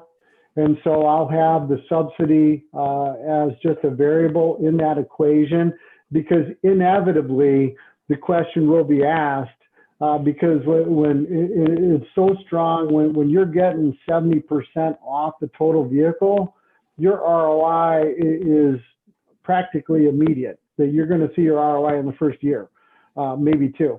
And then they say, that's great. And then what happens when that program goes away? And then it's like, okay, so you take that variable and you take that percentage from whatever to zero, and you show that you will get your money back, but you know, it may be year 4, 5, 6. Typically, I'll tell you that my experience on the truck side is when I take that subsidy away, you see that ROI in about year 5 or 6. So we do it both ways. And, you know, the customer, the purchasing manager, he's not doing his job if he doesn't look at it without the subsidies, because it's one thing to prove the concept, get it in, but they also need to know that the ROI will be there if that subsidy goes away. Eugenia, did that answer your question? Yeah, perfect. So I understand that the total cost of ownership is still superior once the subsidy is taken away. Yes. Thank Yeah, you. absolutely. And my experience on the truck side is they will depreciate between 5 and 6 years, 7 at the longest, but then they will operate them for at least 10 to 12. So again, you know, and the other part of it is, you know, we like to say everybody wants to have an ecological conversation, but the economics have to be there first. The other part of that is the economics don't work if the truck or the bus doesn't do the job. First of all, it's got to finish the route, and it's got to do it well, and it's got to do it safely, you know. So first is it's got to do the job. Second of all, the economics have to play out because the sustainability doesn't happen if the economics don't support it. But they do. And again, it's not if you're going to get your money back, it's when. Janelle had a couple questions. I think one of them you answered regarding getting involved in the charging setups for the school districts. But I didn't see, and I don't think her question regarding what the charging time, what that is for, let's say, for your school buses. Okay, on school buses, so again, it's going to depend on the battery pack that you choose. So on a level 2 charger, it's going to be anywhere from 5 to 10 hours, just depending. And then on the level 3 fast charge is going to be anywhere between 2.5 and 5 hours. And other than the agreement you have for the charging stations, are there any other options other than that for entities who might buy your school buses for them to charge their equipment? I'm sorry, what? Can you say that question again? Yes, you have an agreement. Is it with ABBM or something like that for? Yeah. Okay. And that's not so to say that you have to use that that company. You can choose what infrastructure company you want to use. It is compatible with all others. It's not compatible with Tesla, but you know, but it is compatible with other charging companies. Okay. Right. It's just the partnership is with ABB, but if you wanted to go with ChargePoint or one of the others, totally fine. Okay. It's all the same. And our Line Energy will still help you in that whole process. So they'll still, you know, work with you on what infrastructure you need, ensuring that it gets installed and managing that infrastructure. Fantastic. Michael, you want to take the next one? The next one's from Mellon. And I believe he was asking about on your utility truck, the one with the boom arm, is it totally autonomous or is it managed and controlled by the operator in the cab? No, it would be operator driven. You know, it's interesting that the industry talks about AI and autonomy, but no, that would be, it's not an autonomous system. And we are working with the various aerial lift OEMs, Posi Plus in Canada, Altec in Alabama, working with them, and it would be an ePTO that their body uses to operate the lift, pulling off the battery pack from the truck, but no autonomy yet. Yeah, so Melon, actually, do you want to continue? I wasn't referring to the bucket trucks. I was talking about the refuse trucks. Oh, sorry. Oh, yeah. And again, AI is evolving for sure. And, you know, I see that evolution happening, but just like in vehicles, in automobiles rather, you know, you still have to have the driver in the vehicle. So as AI evolves, you know, that capability will be there. And certainly with the diagnostics and the telematics, you know, we're going to be able to work with those different AI manufacturers. I know it's something that they're talking about, but I don't see it coming in a road vehicle in the near future. Yeah, they're moving away from crew-served sanitation trucks as fast as they can. Okay, right. Thank you. Right. Well, it's the one last thing to say that I could offer on that point. Before I came to Lion, I was with a yard truck manufacturer, and AI is evolving there, but in those spotters, yard dogs, hostlers as they're known, you know, significant percentage of those don't even leave the lot, which is an ideal situation for AI. If you got a truck that's living in the 10 to 12 mile an hour range and not leaving the lot, that's an ideal situation to introduce AI. As it goes to road vehicles and so many different variables, especially with the refuse trucks being in residential areas, I see that being a slow progression, and they will have to have a driver in the vehicle for a number of years. It is evolving, no doubt. It's just the timing of it. Larry, Eugenia wants to know whether your customers are going electric by desire to go green or by the economics of your product. Boy, it varies, and I'll let Maria expand on this, but my short answer is both. With the truck purchase, one of the most important things that I could do is find out who's the decision maker. And typically that is multiple people. You're going to have a maintenance manager, you're going to have somebody looking at the economics, and then you're also going to be looking, you know, perhaps a safety, you know, director, and ultimately you're going to have the president of the company. Typically, it's a interest in sustainability, but it needs to be backed up with economics. Yeah. So is one leading the other? I will tell you that the food industry, they're great prospects for us because there are many of them that are really flying the green flag of sustainability. But again, it's a desire for sustainability, but the economics have to be there. Maria, what do you see on the school side? Yeah, I was going to say, I think they kind of go hand in hand. I don't know that you really see one over the other. You know, the go green side of it, when we talk about school buses, we're talking about kids, you know, we're talking about these, the greenhouse gases, the NOx levels. I mean, you know, what they're breathing in. And so you really see school districts really entertaining electric because for that reason, for the benefit of the air that these kids are breathing. And then the TCO message just goes hand in hand with the EVs. So I don't know to say they're choosing one over the other. It's really just, here's all of the benefits of going electric, and you know, that's how we can sell it. Yeah, I found intriguing when I heard your presentation from Houston was when you were talking about the utility purposing, especially like with the lift truck, you don't have any noise. And so right now with all the hydraulics, the diesel has to keep going to drive the hydraulics and everything, and no one can hear each other. So they're going to have to talk by walkie-talkie or something like that. All that goes away.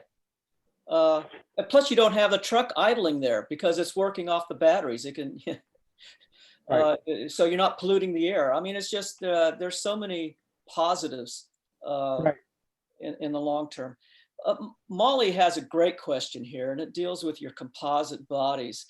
And the first question is, is a two-part question. One is, do you have any recycled content in that? And then the follow-on is, do you have any specific sources or resources to recycle the vehicle bodies at the end of their life? Which begs me to ask the question is, what are you projecting the life of these vehicles to be? Because, you know, few moving parts, replace the tires for maintenance, batteries where they have to be replaced, you know, at 8, 10, 12 years.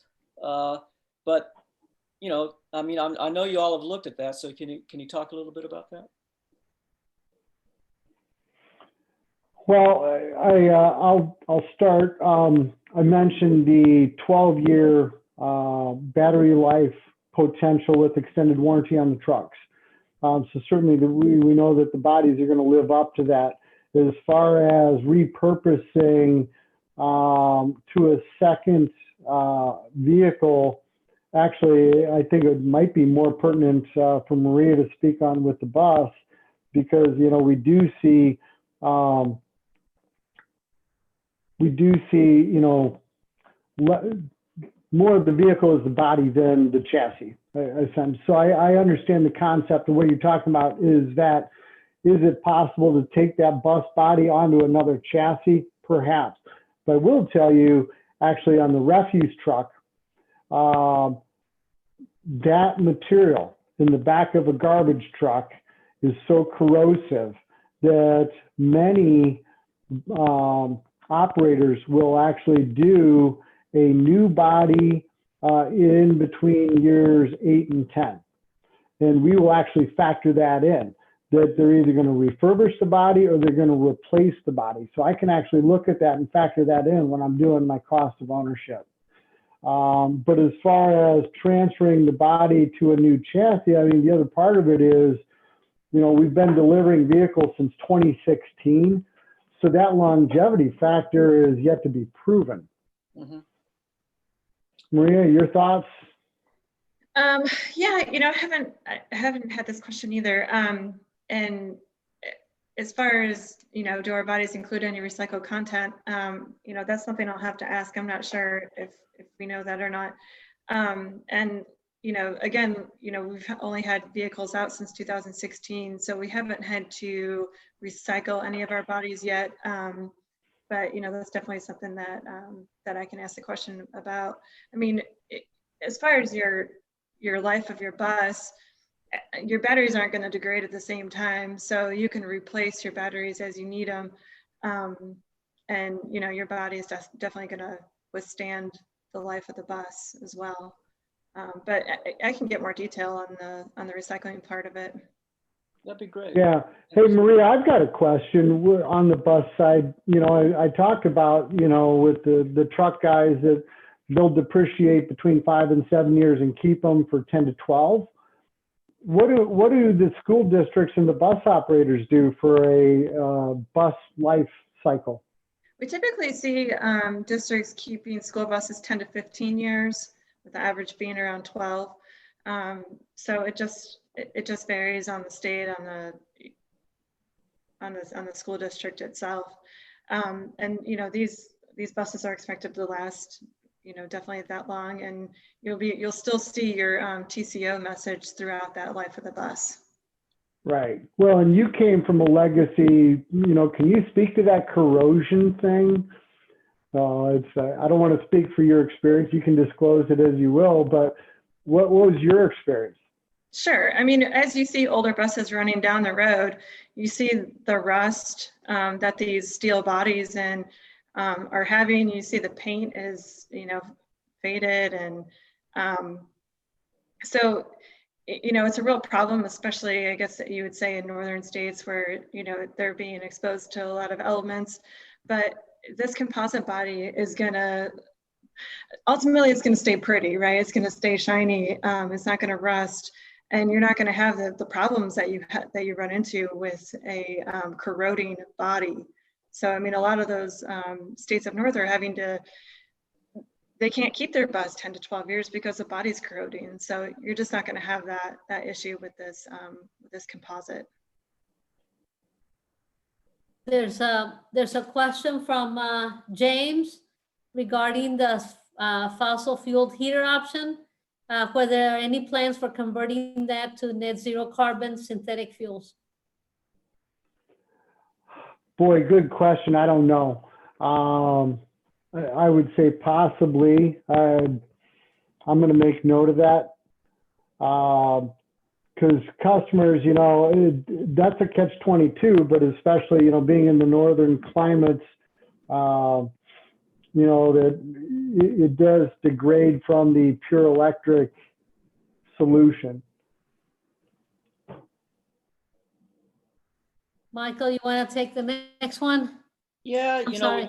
we have some great discussion going on in regards to our program here in Dallas, which is CCAP, and you know, what their targets are as far as electrifying their fleet. And their fleet consists of, you know, buses as well as their utility vehicles and everything like that. And you know, they have a projection. They would like to get there by 2040. So just wanted to make you aware of that. They also have a zero waste goal plan. And so, you know, tying electric vehicles into the waste cycle would be something for them to look at too as well. And of course, you know, the whole purpose is to make our air cleaner. And so, you know, that's one of the advantages of electrifying your fleets. Mark Woody makes a pretty interesting observation here, and he always does. He always comes up with these, and I appreciate his insight. But he says there's approximately 480,000 buses in the United States, and just from, if Lion was the only manufacturer, I mean, it would take you 150 years, más o menos, or 190 years. I'm sorry, to even deliver that. And so what that does is it tells me that there's a fantastic opportunity to provide manufacturing facilities throughout the country to provide both opportunity to workforce development and economic development in areas that you know, we need to transition. So I just throw that back at you as there's a lot to do here, and that's just school buses. Let's not, you know, all the municipalities is just, it'd be unbelievable. So. One thing that I'd like to respond to that and let Maria add on, I can tell you that in the truck fleet operations, many fleets will recycle about 10% of their fleet per year. So if I've got a fleet that has 250 trucks, they might be buying 25 trucks a year, okay? And with the school districts, I'm gonna say it might actually be less. So I see the math, but on the other hand, we have to, especially with school districts, you gotta remember, you're talking taxpayer dollars and budgets, and then what is the age of the fleet? There aren't any fleet that, you know, they're gonna turn their entire fleet over. They do that over time.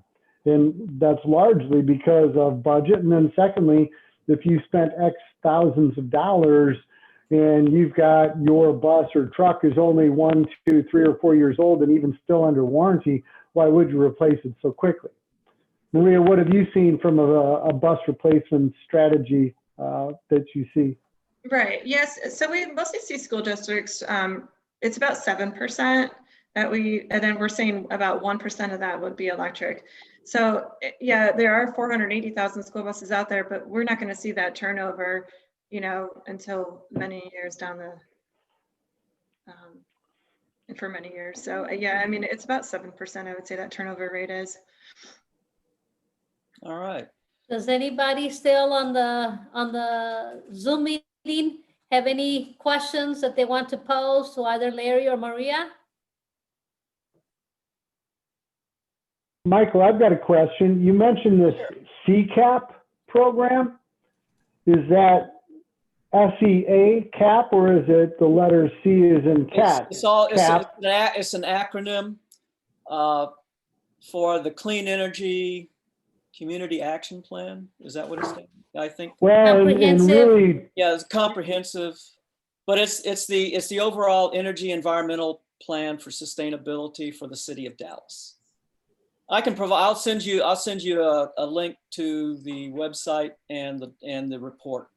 that would be great. That would be great. Yeah, and I've been in touch with a couple of people at the Office of Sustainability that you had mentioned, but I will tell you, at City of Dallas. And so that's been great, but I will tell you that the guys that are running the trucks, they're nowhere near as receptive as the folks in the sustainability office. Yeah. Michael, did I miss any questions from? No, I just want to bring everyone else's attention back to, capturing the chat if you can, but this is being recorded.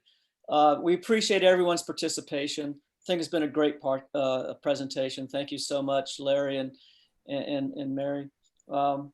Maria, I apologize. We did make mention earlier about the Climate Reality Project and that they're meeting next Saturday. And I got a little more information about what is going to be presented.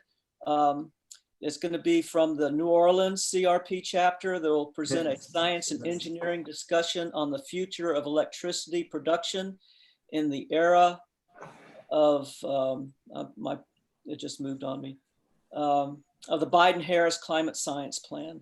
And so they also provide some links, a bio for the presenter. Oh, I have another question. I apologize, from Bill Byram. And his question is in regards to, in addition to school buses, are you also going to provide transit buses? We do currently have a shuttle bus. It's a Lion M that we call it. It's the battery power on that is 160 kilowatt hours, and it gets a max range of 150. As far as anything above and beyond that, I don't know. Would that be like a shuttle bus operation at the airports and things like that? Yeah, it's a low floor shuttle bus. So we just came out with that this year as well. So I'm not sure as far as transit if we have anything bigger than that. Yeah. Or if we're going to have anything bigger than that. I want to give. I'm sorry. No, go ahead, Rosa. I just wanted to give Maria and Larry a last round of applause for their presentation. We appreciate it very much. Thank you very much. Thank you all for your time and attention on a Saturday. Have a great week, folks. Thank you. And for people who are still on the call, our next meeting on December 12th, we will have Susan Alvarez, the Assistant Director of the Environmental Quality and Sustainability Department for the City of Dallas, give us a recap on the CCAP. So we look forward to that. We want to thank you all for being here and staying with us. And we look forward to seeing you next month, same time, same station. Be smart, stay healthy, be safe. The numbers in Dallas County are very high for the COVID-19, and so we all need to be very careful with each other. Thank you very much, and I look forward to next time. Bye. Everyone, one closing thing is that besides being smart, being safe, and staying healthy, is if you have any ideas about presenters, you've come across something in the past, and there's a topic that you want that would be of interest to our group, please email me, text me, or Joella, and we'll look into it and see what we can do to arrange them to be one of our presenters. So thank you, everyone. Thanks again. Bye-bye. Bye. Bye. Bye. Thanks, Michael. Wow. People stuck with it till the end.